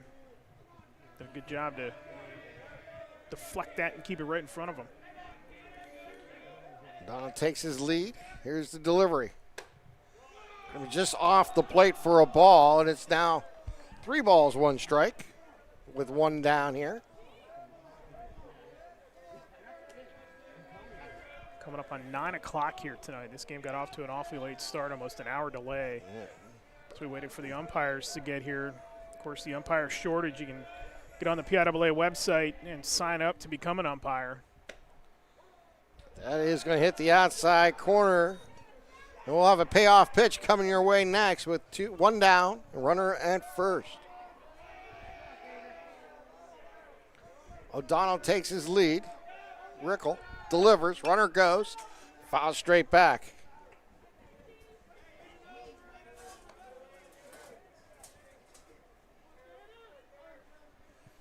So we'll do it again at 3 balls, 2 strikes, 1 down. O'Donnell takes his lead. He'll stay this time, and a swing and a miss. Strike 3. He'll go down swinging, and Xavier Robbins will come to the plate next here for Freedom. Got him off the plate, and he almost had to adjust it. Looked like he thought it was going to go low enough to hit him, and just kind of like looped the bat at it like a golf swing to step away from it. That was a great pitch to make him chase there by Rickle. And that's going to be a check swing for a strike. Robbins, 1 for 2 today, grounded out and single in his 2 at-bats so far. Here's the delivery. That's going to hit the outside corner for another strike, and it's Rickle ahead. No balls, 2 strikes with runner at first. 2 down here in the top of the 5th. That ball's going to get away, and O'Donnell will take the base on the pass ball. Yeah, another pass ball in this game. That's 6 by my count. Tough, but Holmstrom's doing what he can behind the plate. These pitchers have been a little, on both sides tonight, a little off. But you really got to pay attention out of the runners. A swing and a foul ball right at the plate. And they'll keep the count right here at 1 ball, 2 strikes.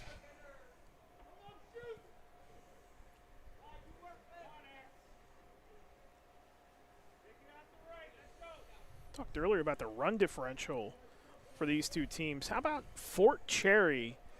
Now this is going into play here tonight, this afternoon. Only Fort Cherry in Class 2A has scored more runs than Shenango, 85-82. That Shenango offense is clicking right now. 1-2 pitch to Robbins. And he'll foul it off first base side, and we'll do it again at 1-2. It's going to be a fun rest of April and a great month of May and into June. Oh, yeah. I think we're going to see some really good baseball, especially in this corner of the state. We do. We get some great baseball here in this area and in the WPIAL and all divisions, really. And Beaver has been fantastic. Beaver area has been fantastic this year. You got these 2 teams in 2A. 2A is going to be just a dogfight. It seems like that every year, doesn't it? We got a good one here that's kind of laying the foundation for what's to come the rest of the way. O'Donnell takes his lead at second with 2 down. Ground ball right back to Rickle. He'll run it over and toss it over for the out. And we have now played 4.5 with Freedom leading by 1, 4-3. You're watching LC SportsNet, powered by LCAP.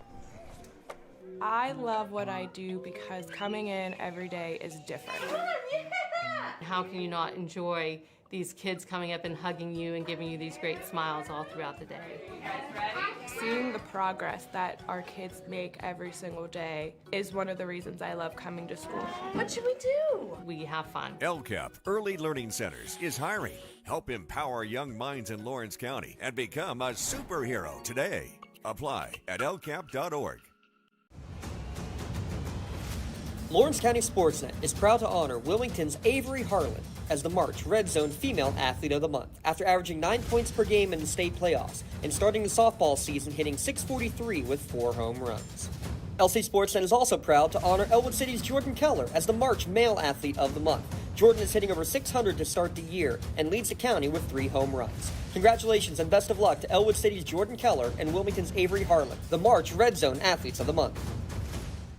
As we move to the bottom of the 5th inning, it's Hutchison, Pegley, and Rickle due up.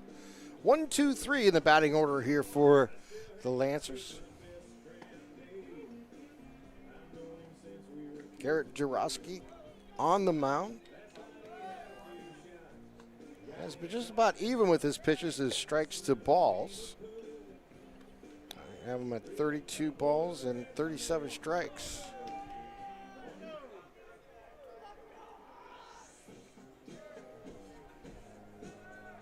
He's actually got 41 across for strikes tonight. 41? All right. 71 total pitches here.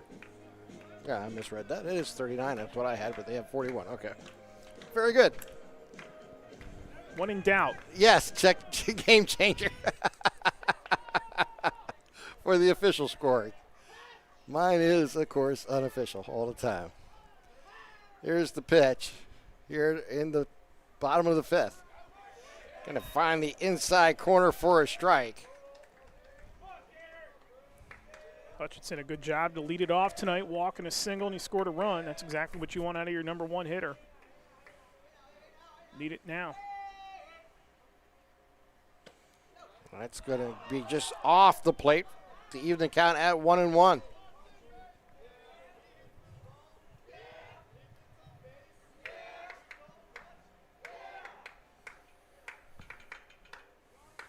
Here's the delivery. And it's going to find the outside corner to make it 1 ball, 2 strikes. Jurowski works from the middle of the rubber, straight on to home plate.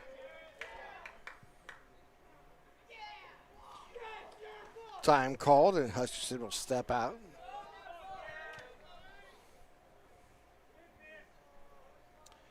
And here comes the 1-2 pitch. And he's going to service that into center field. A sliding catch. No. Drops the ball, and Hutchinson rounds first, but will hold there for the base hit. Yeah, I think that's going to go as a base hit. That's a tough, again, the wind's blowing from right to left out there, so you're right in the teeth of it in center field. You don't really have the brunt of it in left, and that's a tough play to come in and then slide to make the catch. Can't assume that he's going to slide and make the grab. That's a good piece of hitting that time.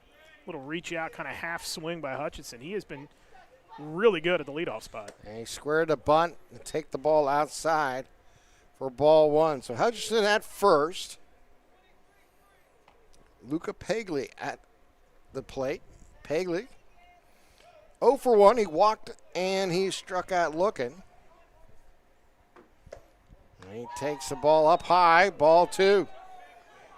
So Pegley out in front, 2-0. With Hutchinson at first base, nobody out here in the bottom of the 5th inning. Lancers trailing by 1. And that ball is going to be a pass ball off the catcher's glove, and Hutchinson will move all the way to second base on that pass ball.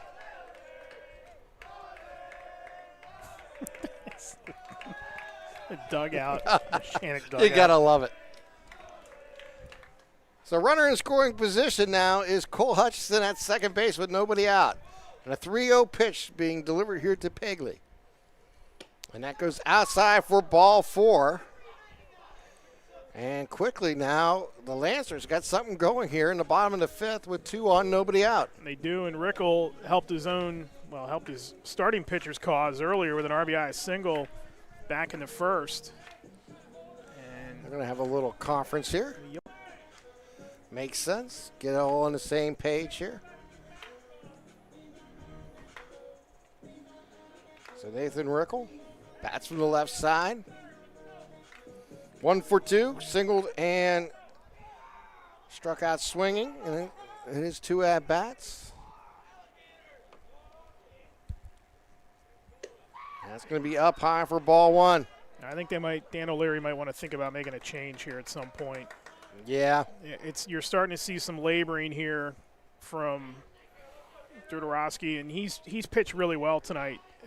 You can't fault him for tiring out here, but some of these are missing, and you've put yourself in a position now where you've got the go-ahead, the tying, and the go-ahead run on. And you're starting to throw tired pitches here, it looks like. Dudarowski checks in for the signs with 2 on. On the 1-1 delivery, they squared a bunt, and it's going to be a foul ball and move the count to 1 ball, 2 strikes. So Rickle down on the count, trying to get a bunt down. Let's see if they keep that on with 2 strikes. One thing about Coach Q, he's not afraid to bunt. And that time they let him swing away. And a fly ball left field, and it'll record the out. Runners will hold. And there's 1 down here in the bottom of the 5th. But, Tim, unless there's a double play here to end this inning, you assume if Cameron gets on, which, he's more than capable of doing so, Aiken's the next guy up after that. So you're going to get your speed demon on the path here, and really a base hit by Cameron in this spot is going to score a run to tie this thing up, and then potentially with Aiken coming back up, and remember what a big factor he was the last time. That's over for a strike. Yeah, no, this is a big opportunity here for the Lancers. The last inning, they had runners on the base pass, but only could scratch 1 run across to cut the lead there to 4-3 that we're at right now. That is going to be outside for a ball to even the count at 1-1. Dan O'Leary's sticking with. I think they're going to let him max out. Ryan Cameron, line drive and a fly out in his 2 at-bats, 0 for 2.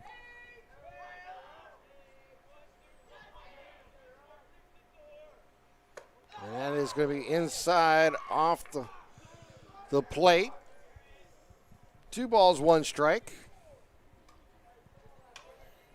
Of course, that was the line drive. That was the triple play in the first inning, I believe. Here's the pitch that goes back on another pass ball as the ball gets past Taddeo again. And the runners will advance on that pitch. Temperature's dropping now, too. It's down to 47. That wind feels a little bit cooler out there. Makes it feel a little bit cooler. So that's a big run at third base right now with 1 down. Yeah, that is huge. You're right. Now base knock scores probably the go-ahead run with Aiken coming up. And that's going to be inside. And now we'll load the bases. So 1 down with the bases loaded here for the Lancers. As Eric has mentioned, Anthony Aiken's now at the plate. 0 for 2 today. He grounded out and reached on that 2-base error that produced the run in the 4th inning. Yeah, Aiken, I would say, is our Nick's Auto Body impact player just because of his ability to influence the game. And, so much of it is not just having power, it's about running the bases, and it's about getting on base no matter how you can, and that's what Aiken does, and this is why it's such a perilous spot here if you're Freedom. This is essentially the game here, you'd think. Good time called by Aiken there. Nick's Auto Body, collision, repair, paint, and detailing, full-service mechanical interior cleaning. Nick's Auto Body, trust your body in our hands. Oh, a good fly ball here. You'll test the arm and see what they can do here. You know how guys are so precision in the game of golf where they, I'm going to fly this thing 46 yards or whatever. I'm putting this, if I can, if I'm Aiken, I'm trying to put this thing right over second base's head. Yeah, you just want to hit it, as you just said, right up the box and see if what can transpire. Even if it's a line drive or a ground ball, you'll have a chance to maybe score 2. If it was a fly ball, Fessler then will have to make the play, and you could tag up and see what happens. If you could put this thing opposite field, too, that would be big-time trouble because, again, they're playing in at right field. Kuntz off the right field line. That's going to be inside for a ball. Not so much in left. It's basically straight away a little shallow in center, but, I mean, we've seen good opposite field hitting in this game, so if he's able to punch one the opposite direction. Hutchinson's at first, Pigley's at second, and Cameron's at first. There's a line drive. That could be in the gap. This could score all three as it goes deep into the left center field. 1 run scores, 2 run scores. They'll hold up the runner at third. A double here for Aiken, and the Lancers retake the lead 5-4 with 1 down. See, he just impacts it so much in what he can do. That was absolutely crushed to center field, and that is, again, into a wind that's blowing right to left. That is a hard-hit ball to center field, and he sped around first base again easily to get in there with the double, and the Lancers cooking once again here with DiMuccio and some of that power coming to bat. Joey DiMuccio, 2 singles here tonight, 2 for 2. Takes that pitch on the outside corner for a strike.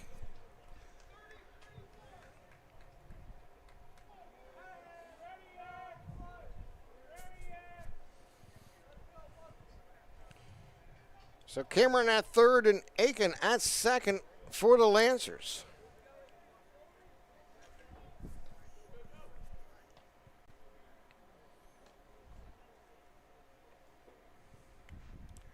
Dudorowski's pitch. And a little thumb. They'll try to make the play at home. Throws there, and they're going to get the runner at home on the run. Here comes the runner moving to second base. That is DiMuccio, as he'll, on the fielder's choice, take the extra base.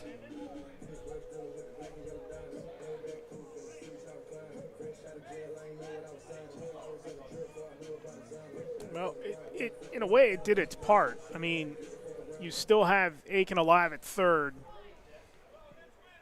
And you've got Mraz, who's put a couple of good, healthy cuts at the plate there, including that RBI single he had back in the fourth. So still the numbers in this case favor Neshannock. Got the matchup, and you're through the order now for the third time. That's not an easy thing to do in baseball, especially at high school when, these guys are not Garrett Cole and Derek Skubal and those type of guys. Like, third time through the lineup sometimes can be the death nail. Swing and a miss.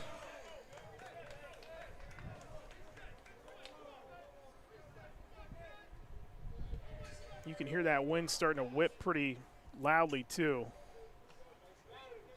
And I think that's been a factor. Some of those fly balls, it's either cut them down or it's carried them a little bit. Ground ball to short. They'll throw across, and in time for the out, as we have played 5 innings here in Neshannock, and the Lancers retake the lead 5-4. You're watching LC SportsNet, powered by LCAP. GEM building contractors and developers have a proven record of performance on any size project. They bring value, local craftsmanship, expert management to meet any challenge.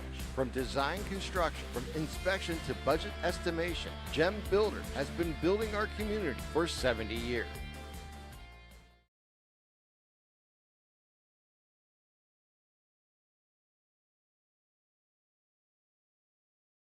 Thank you for calling Axe. Where can we take you today? To work, to the store, to Grandma's house. Axe can get you there, but it's much more than a ride. It's a joyride. It's so convenient for them. We take them door to door. We help them get off and on the bus if they need to use the lifts. I love the people, especially the senior citizens. They care about us as much as we care about them. Even if it's the same day, to schedule your joyride, call Axe today. As we move to the 6th inning, I'll send it back to Eric Thomas the rest of the way here from Neshannock. 7-8-9 for Freedom to come up here in the top of the 6th. And it's a 5-4 ball game in the favor of the Lancers, thanks to that 2 RBI double by Anthony Aiken, who's really impacted this game in these middle innings here. His ability to get on base and just showing off the power on that deep shot to center field. Almost argue that if there was no wind in that case, that ball is gone. Man, yeah. Man, he'd hit a grand slam at that point. Oh. Yeah, would have equaled that triple play that I think we've seen in the first inning. I mean, that's tough to overcome as a play of the game, but that was impressive. That's exactly what you needed to do if you're the Lancers. You had the door open, you had to score runs, and they were able to do that. And in the process, retake the lead, give Rickle a chance now to pitch with the lead, and see if they can hold on to it the rest of the way. Freedom, though, you know this team doesn't give up very easily. No, they've been super patient at the plate tonight and really have done a good job at getting on base here. Very well played game for early April, and a sign of things to come potentially if these two are able to hook up in the WPIAL tournament, as that one's fouled away for strike one. Davis has struck out, walked, and scored a run here tonight. And I do mean tonight. Yes. We are going to be maybe going right from this game to teeing off at the Masters tomorrow morning at this rate. Yeah. It's one of those times of the year. Good news is it's not raining or anything like that. Yes. And good weather on the way coming up here, too. Exactly. 4-6-3 for Freedom, 5-8-0 for Neshannock, as Rickle has fallen behind 2-1. That one low and away for ball three, and it's now 3-1 to Davis. Colton Blank is due up. He has flown out twice, and then it's Spiker, the designated hitter. If anybody else reaches, Fessler would be back up from that number one hole. Swing and a miss for Davis. Strike two, count full. Back at it again tomorrow. We have a doubleheader of softball and baseball for you. Neshannock, Shenango, softball. That'll be a great game. 57-game win streak for the Lady Lancers. Rickle delivers outside, and it gets the corner for strike three. What a big out there to start the inning. After scoring two here in the bottom of the inning. And then the other contest we'll have for you tomorrow is that big game two between Riverside and Mohawk. That'll be at Mohawk tomorrow afternoon with a 4:30 first pitch. I'll be over there with you, and hopefully James Dotson to join at some point during the afternoon. That'll be a fun one tomorrow. They played a good one earlier today, one on a walk-off in the bottom of the eighth by the defending state champs. Rickle delivers sharp shot to short, and then on to first in time. Cameron gets it over to Mraz for out number two.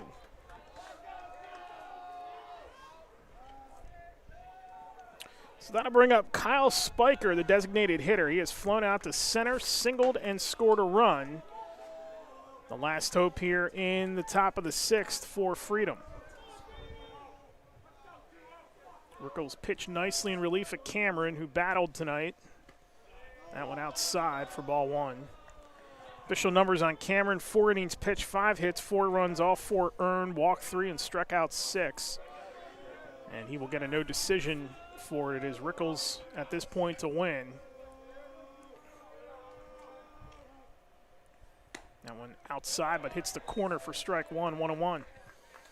Yeah, it'd be nice for the Lancers if he can close out this game. A lot more innings to be played yet, but important to get each out as you go by. Big cut that time by Spiker for strike two. It's 1-2. Again, Fessler standing on deck, so Rickle, if he comes back for the 7th, will have to go through the top of the order to close it out. Good pitch for strike three. And 1-2-3 goes Freedom in the top of the 6th. No runs, no hits, no errors, nobody left. We've played 5.5, and it's Neshannock in front 5-4 in the Lawrence County Sports Network, powered by LCAP. You're looking for quality concrete services? Contact the experienced professionals at Doran Concrete. Our company is family, locally owned and operated, and has been serving the community for over 30 years. Get residential or commercial concrete services for any size job. Our skilled professionals offer prompt and reliable services at an affordable price. We believe in the principles of honesty, integrity, and reliability. Get in touch with us for exceptional concrete services at prices that you can afford. Whether you're hosting a big party, it's family dinner night, or you just need a place to go and watch the big game, the Crane Room Grill is the place to be. Need that something special for your upcoming event? Ask about the CR Brewing Company's custom brewing options to give your big day that personalized touch that your guests will never forget. Visit craneroom.com to see their full menu, or call in your takeout order now at 724-656-1553. The Crane Room Grill and CR Brewing Company, a winning combination.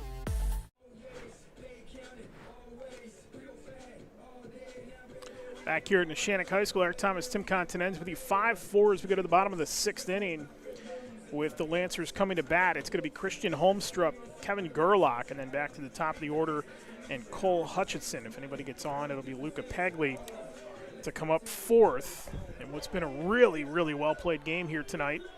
Under the lights, game started about an hour late. So we've had an ump shortage.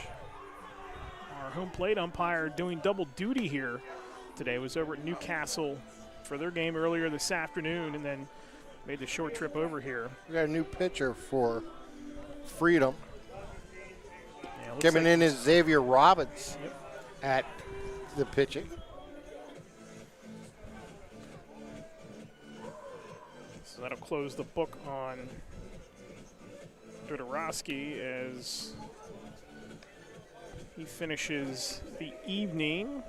Stands to take the loss if the score holds. 5 innings, 8 hits, 5 runs, 2 earned, walked 4 and struck out 3. He would take the loss if the score holds. For Robbins this season, he has pitched in relief a couple of times for this team. They're still trying to, again, figure out really what their pitching is going to look like with Bowden Hillard out right now, and really his status is undetermined at this point whether or not he's going to come back or not. Suffered a knee injury during soccer season, and it's going to be really tough. He would be back late in the season. Robbins this season 5 1/3, allowed 5 hits, 6 runs all earned, 8 walks, 8 strikeouts, and he faced 28 batters. And he falls behind 1-0 here to the leadoff man, Holmstrup.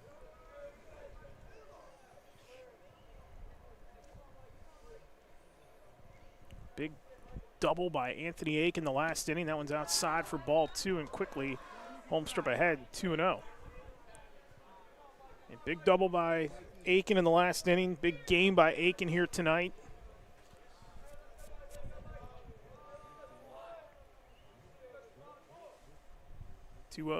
Swing and a miss for strike 1. Yep. 2 balls, 1 strike. As Robbins works from the first base side of the rubber. This is actually Michael DeSanti who is in there right now, taking the cuts.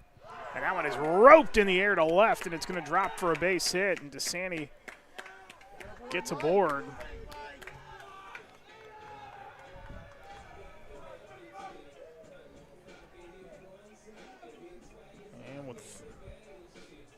Gerlach coming to bat, and there's one aboard for DeSanti, who gets on with the leadoff single.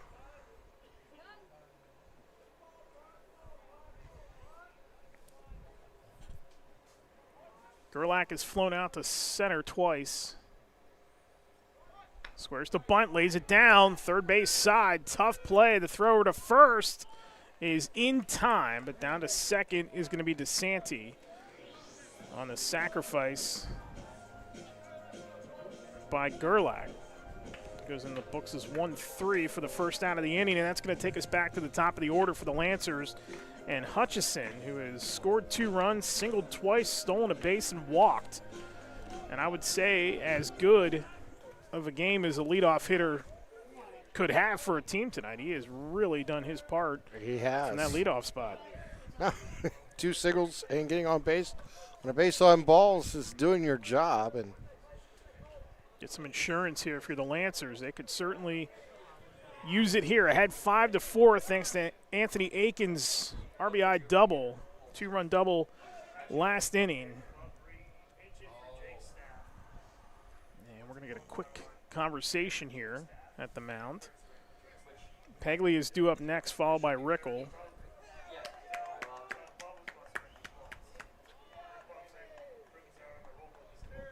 This lineup tonight for Neshannock is we got we're going to get a pinch runner. Yeah. Yep, it's going to be Lucas Walzer.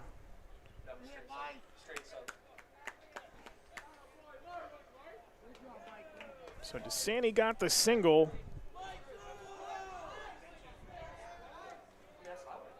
And Walzer will enter the game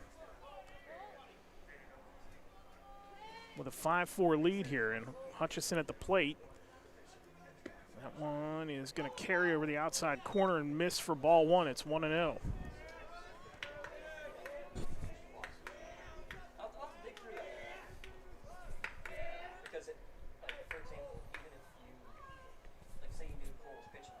The 1-0 pitch upcoming now from Robbins. That is outside for ball two. Throw back to second, and Walzer is able to slide in head first. You've got to be concerned if you're on the mound here. If you're Robbins, that runner at second is huge. They're going to pay close attention to him for sure, with just a 1-run lead for the Lancers.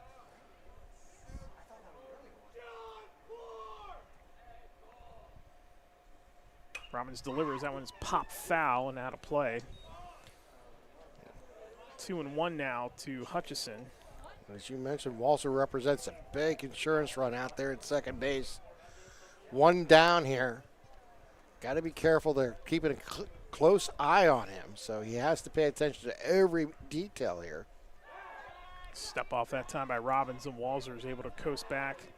Goes right back to that decent lead. Outfield playing back here against Hutchison, who again has had good contact tonight. That off speed is upstairs but falls in the zone for strike two, and it's 2-2. Good one here tonight as these two teams battle into the 9 o'clock hour on what is a chilly April night here in Neshannock. A little reach out pop up that time by Hutchison is going to get out of play. Weather causing havoc on most of the schedule here this week, so we finally get some baseball underway here today, and tomorrow another good one for you as Mohawk takes on Riverside at 4:30. We'll talk to you about that one coming up in our post-game show. And we get a time at the plate, and Hutchison will step off.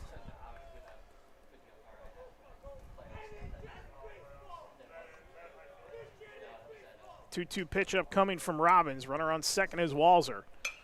Again, poked foul. That one is down the right field line and out of play.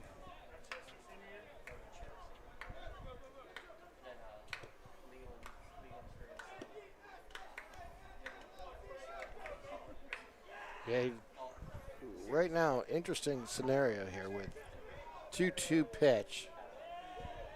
One of your best hitters at the plate, and again, there goes Walzer diving back. Got to stay active out there. You've got to make sure you keep your eye on him at second. He has become more and more of an asset for this team. He did throw an inning against Union the other day and was 1-for-1 with a double, so he has kind of come around here. That off-speed swing and a miss by Hutchison, and he is retired swinging for the second out of the inning. That'll bring up Luca Pagli, who has walked twice, scored a run, and struck out. 2 outs here in the bottom of the 6th inning. Last cut's coming up for Freedom. Pagli trying to get that insurance run, and he'll ask for time and be granted. Henley, Fessler, and Kuntz in the outfield. Spiker is now at third for Freedom. That one is in there for strike one, and it's 0-1.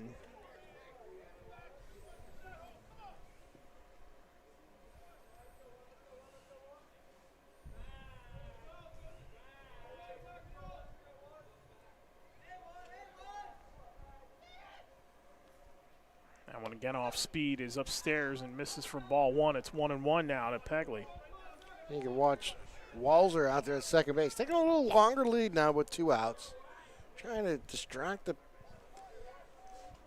Robbins a little bit. Maybe make a pitch location problem. That one's, again, punch foul by Pegley.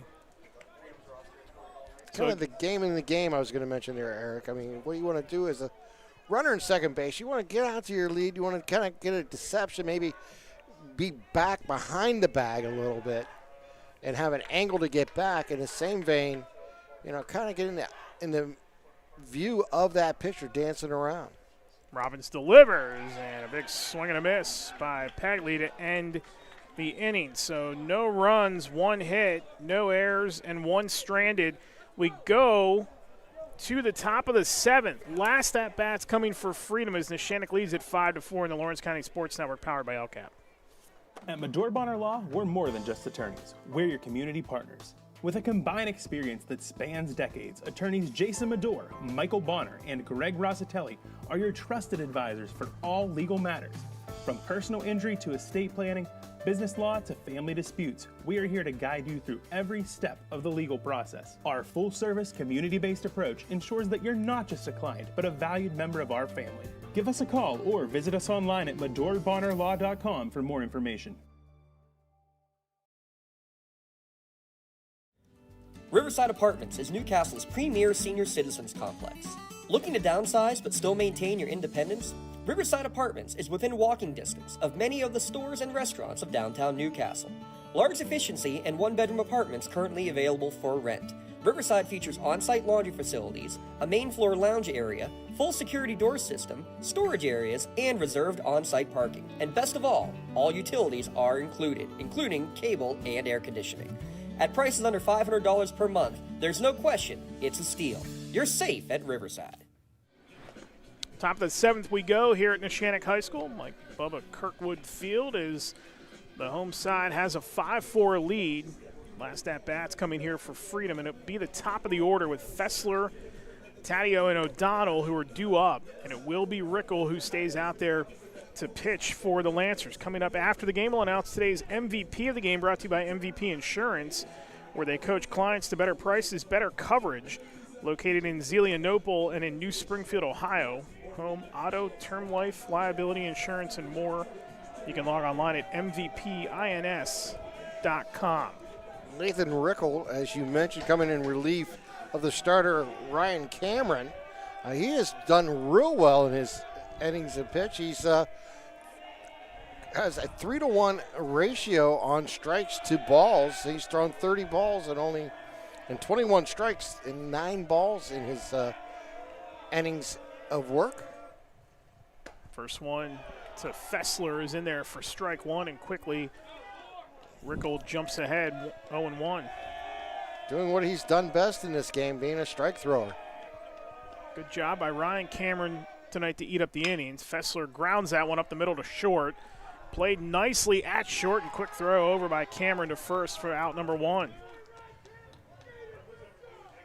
That'll bring up Anthony Taddeo, who has grounded out to the pitcher, flown out to center, and struck out looking tonight. Yeah, Cameron, again, not going to factor in the decision here tonight, but he did what he was needed to do. He ate some innings up. He got guys out, and he battled here tonight, and that is exactly what they needed out of him in this contest. And, again, trying not to extend beyond Cameron, maybe a reliever, which is what they've done here. So that should free up Denny Joseph, who is really rounding into the ace of this staff, to come back tomorrow afternoon for game number 2. Game number 2 ought to be a pretty good one. If history is any indication between these two, the game after the first game has been good, especially last year. 28 runs between the two last year. 15-13 final. Won by Freedom, and they won a lot of high-scoring games a season ago as Rickle delivers. That one is sky-high behind home plate. Might be in play. Walzer. Just out of play. Yep. A nice track there by Holstrom, going back to the screen, trying to run down that ball. 1 out, Taddeo at the plate. On deck, it's going to be O'Donnell. Rickle stands in, looks at Walzer and fires. That one is fouled right at home plate, and it stays at 1-2.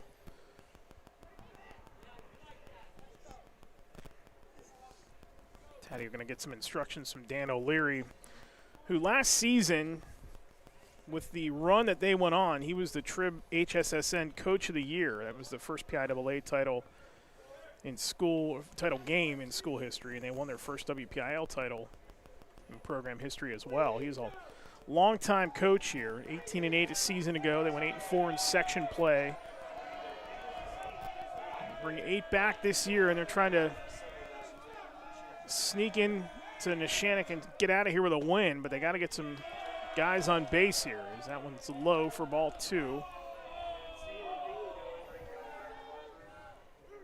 These two teams will do it again tomorrow afternoon, and then maybe do it again coming up in late May in the WPIAL tournament. That one is hit in the air to left, and tracking underneath of it is Gerlach for out number 2, and Freedom is down to their final at-bat, and it'll be Mason O'Donnell to do the honors. Yeah, Gerlach made a nice job tracking that ball, getting to a spot, looking up the entire way, making the catch, securing the out, and then returning the ball back to the infield, and it's, still nobody on, and now 2 down, and a strike thrower, and Rickle doing his job here in relief. O'Donnell has singled twice and struck out tonight. Rickle off just outside that time for ball 1. On deck, it'll be Zach Kuntz, who has struck out all 3 times. Actually struck out, and it was a dropped strike 3, so he did advance to first in his first plate appearance tonight, but has struck out 3 times, as that one is right down the pike but misses for ball 2.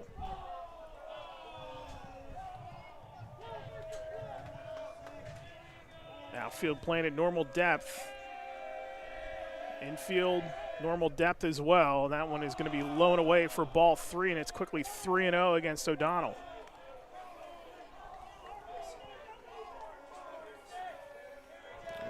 Nathan Rickle was the strike thrower in the previous 2 2/3 innings. Falling behind here, 3-0. One's starting to whip again. That one's outside, and O'Donnell draws the walk, so he is on. He represents the tying run, and the go-ahead run, and Zach Kuntz coming to the plate. And if you're Freedom, this is a situation you would like to see Zach Kuntz in. We've known him in the past to be a very good clutch hitter. He's 0 for 2 today. He's walked and struck out twice. So if there's a player that's due, it's Zach Kuntz. 7 hits on the season, 6 RBI. And that one is chopped sharply to first, but just outside the line, so it's 0-1. Kuntz has a hit in 4 of the 6 games he's played this season. Does not have one here today. 3 walks, 3 strikeouts. Was 2 for 4 in their last game with an RBI and a run. So yes, he has gotten it done this season. That one is hit foul, and it's quickly 0-2. Well, that's what Nathan looking for, to get out ahead of a batter. He hasn't really done that as consistently here in the 7th, but right now that's exactly where he wants to be. The 0-2 pitch from Rickle is outside. Boy, and Kuntz thought about offering it that one. It's there for ball 1, so it's now 1-2 to Kuntz. Got to give Holmstrom a lot of credit. Trying to frame that ball from the outside. Yeah, yes he was. The 1-2, and that one's flown foul and out of play again, so we'll do it again at 1-2. Again, tomorrow, doubleheader of softball and baseball for you. We've got Shenango and Neshannock in softball and Mohawk Riverside in baseball. That's going to be a lot of fun tomorrow afternoon between those 2 games. Rickle delivers on 1-2. Outside corner, froze him for strike 3. And the Lancers are going to pick up the win here tonight as they defeat Freedom by a final of 5-4.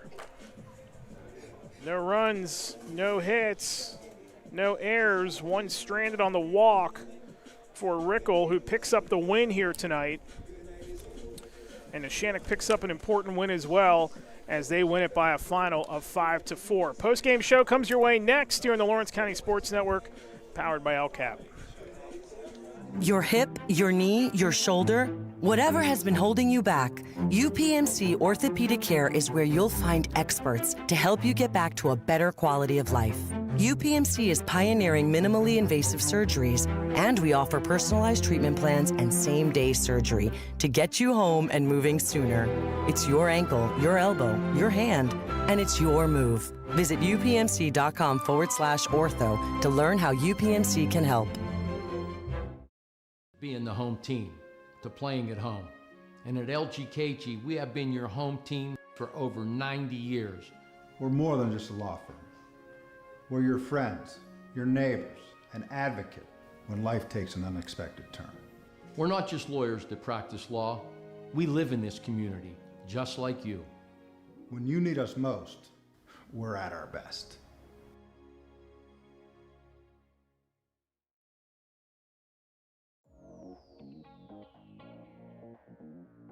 Calling all sports fans. Never miss a moment with real-time alerts, keeping you in the loop when your favorite teams are playing. Get instant updates sent straight to your phone with game schedules, changes, and all the latest news. You can receive important updates and reminders, so you're always prepared for game time. Be the first to cheer on your local teams and show your support. Receive important updates and reminders, so you're always prepared for the game.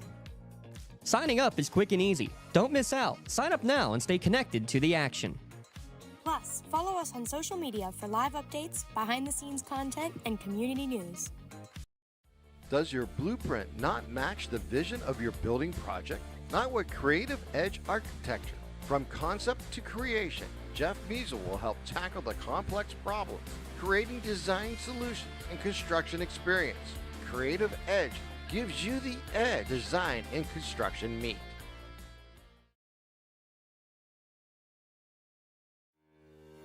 For 20 years, Melee Chiropractic has treated athletes of all ages to help them get safely back to the top of their game. Melee Chiropractic has 3 full-time doctors in their office, and all 3 are former area athletes who have had to battle injuries throughout their careers. They want to help you get safely back on your feet. But more importantly, help stop the injuries before they happen. Prehab before you rehab. Attention all high school student athletes. During your sports season, a $30 visit to the Melee Chiropractic office includes an adjustment and/or all therapy is necessary. From the athletes of tomorrow to the weekend warriors and everything in between. Let Melee Chiropractic keep you in the game. Back here at Neshannock High School, Eric Thomas, Tim Continenza with you on the Tri-County Principals Association postgame show as Neshannock wins it tonight by a final of 5-4. Time of the game, 2 hours and 18 minutes. And the Lancers wasted little time getting on the board with an RBI single by Nathan Rickle in the top of the first inning. And then they followed that up with an RBI single by Christian Holmstrup in the second inning. So it was 2-0 at that point. And they were starting to settle in pretty comfortably, and then all of a sudden you get to the top of the fourth inning, and it was Freedom who put the bats in play, and it was an RBI single by Xavier Robbins who drove in 3 hits in the inning, 4 runs for Freedom. They took a 4-2 lead, but that was before Anthony Aiken came to the plate in the bottom of the fourth inning, and he reached on an error to right field, got all the way to second on the fielding error, and then scored the run to bring it back to 4-3, and then Aiken delivers the big blow in the 5th on a 2-run double in the bottom of the 5th inning to give Neshannock the lead for good. Final line score for this one for Freedom, 4-6-3. They stranded 6 runners on base. Neshannock 5-9-0, and they as well stranded 6 on the bags as well. For early April, I know we're kind of getting in the middle of the month here a little bit already. That was as good of a baseball game as you could have asked for early on in the season. That was a great game. It's everything you want in a baseball game this time of the year because you got the pitching. You had some great defense. You had timely hitting. You had a great base running. We've seen a little bit of everything. The only thing we didn't see was the long ball, but that's kind of the conditions of the night. You weren't going to see a ball really struck that good that it was going to travel 300, 350 feet today. However, we've seen some good line drives, some RBI singles and doubles. And, it was, like you mentioned, just a great overall baseball game. I mean, everything you would want out of a high school game in, early April. It was Nathan Rickel who picks up the win tonight in relief. 3 innings pitched, 1 hit, allowed no runs, walked 1, and struck out 5. He gets the win tonight for the Lancers. Ryan Cameron started the game with 4 innings, 5 hits, 4 runs, all 4 earned, walked 3, and struck out 6. So 11 combined strikeouts between the two of them. And Rickel will pick up his first win of the season for the Lancers. Losing pitcher tonight was Garrett Drudarowski, who falls to 2-1 on the season, 5 innings, gave up 8 hits, 5 runs, only 2 were earned. He walked 4, struck out 3. Xavier Robbins finished it out for Freedom tonight, throwing 1 inning, allowing a hit, and struck out 2. Time now to give out our awards here tonight for our Maley Chiropractic Play of the Game. This we like to give it to the home teams, obviously, when there's an away and a home team like a Lawrence County team's, playing against a team that's from outside the county. There's no way we can't give it to O'Donnell for the triple play, the unassisted triple play in the in the first inning. It's rare that you see not only a triple play just in general, but an unassisted triple play at the high school level is something that I know I soon won't forget. That was incredible in the first inning. It was a hard hit ball by Ryan Cameron, and he was right there, caught it, tagged, and then got the third out on his own. That was incredible. Well, just to set it up in case you didn't see it, the runners at first and second. It was, I believe, a 3-2 pitch and nobody out. The Lancers decided to send the runners, and it was a line drive, as you mentioned, to O'Donnell. He made the catch, ran to second, and tagged the bag, and the runner was standing at second base. He just tagged the runner, and it was over, and everyone was kind of looking around. I'm like, that's 3 outs.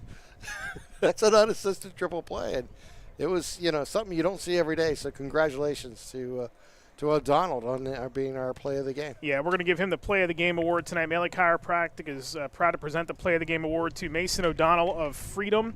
Maley Chiropractic and the Lawrence County SportsNet. We're going to proud honor Mason for tonight's unassisted triple play. He's going to get a customized T-shirt courtesy of the Red Zone in recognition of being tonight's Play of the Game.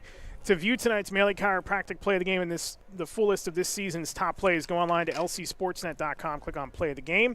Congratulations to Mason O'Donnell for tonight's Maley Chiropractic Play of the Game. Let Maley Chiropractic keep you in the game. Our MVP Insurance MVP of the Game award is going to go to Anthony Aiken of Neshannock tonight, who finishes 1 for 3. A run scored. He drove in 2, but he was a major influence on this game, getting on the bases in the 4th and then scoring the run, a huge run at that point for Neshannock to get them back within a run, and then he delivered the kill shot, a 2-run double in the 5th inning to give the Lancers the go-ahead runs and what eventually becomes the winning run for a huge win for the Lancers here tonight. So Anthony Aiken is our MVP Insurance MVP of the Game award. He gets a customized T-shirt courtesy of the Red Zone.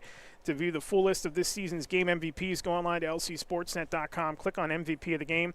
Congratulations to the speedy Anthony Aiken for being named tonight's MVP of the Game. MVP Insurance, call MVP for the win. That's going to do it for our coverage here tonight. Reminder that tomorrow on the Lawrence County Sports Network, we're going to have a doubleheader of softball and baseball for you. It's going to be the Lancers of Neshannock taking on Shenango, a huge game early in the season for both sides. Neshannock's going to put that long win streak on the line against a powerful Shenango offense tomorrow afternoon at 4:30, and then I'll be over at Mohawk with you for Game 2 of the series between the Warriors and Riverside. Cannot wait to bring you that one tomorrow afternoon. It was a walk-off win for Riverside tonight in the bottom of the 8th inning as Mohawk had a 4-0 lead in that game.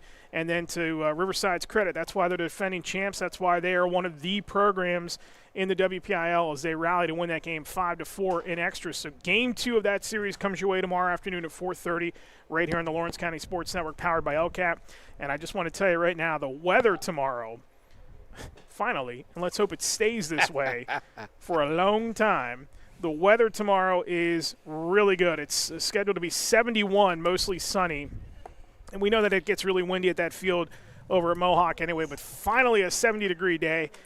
we're going to have good weather for baseball tomorrow, and weekend and softball. And we cannot wait to bring you both of those games tomorrow afternoon right here on the Lawrence County Sports Network, powered by LCAP. Final score for the final time, Neshannock wins it tonight 5-4 in an excellent early season contest here on a chilly night at Michael Bubba Kirkwood Field. And we hope you enjoyed that one as much as we did. We'll talk to you tomorrow afternoon for our doubleheader of softball and baseball. You've been watching high school baseball on the Lawrence County Sports Network. For my partner, Tim Continenza, our producer, Matt Flannery, for James Dotson, all of us here at the Lawrence County Sports Network. Have a great night. We'll talk to you tomorrow afternoon. You've been watching high school baseball on the Lawrence County Sports Network, powered by LCAP.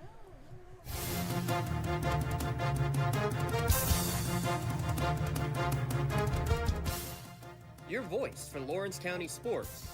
The gold ball headed home to Newcastle. This is the Lawrence County SportsNet.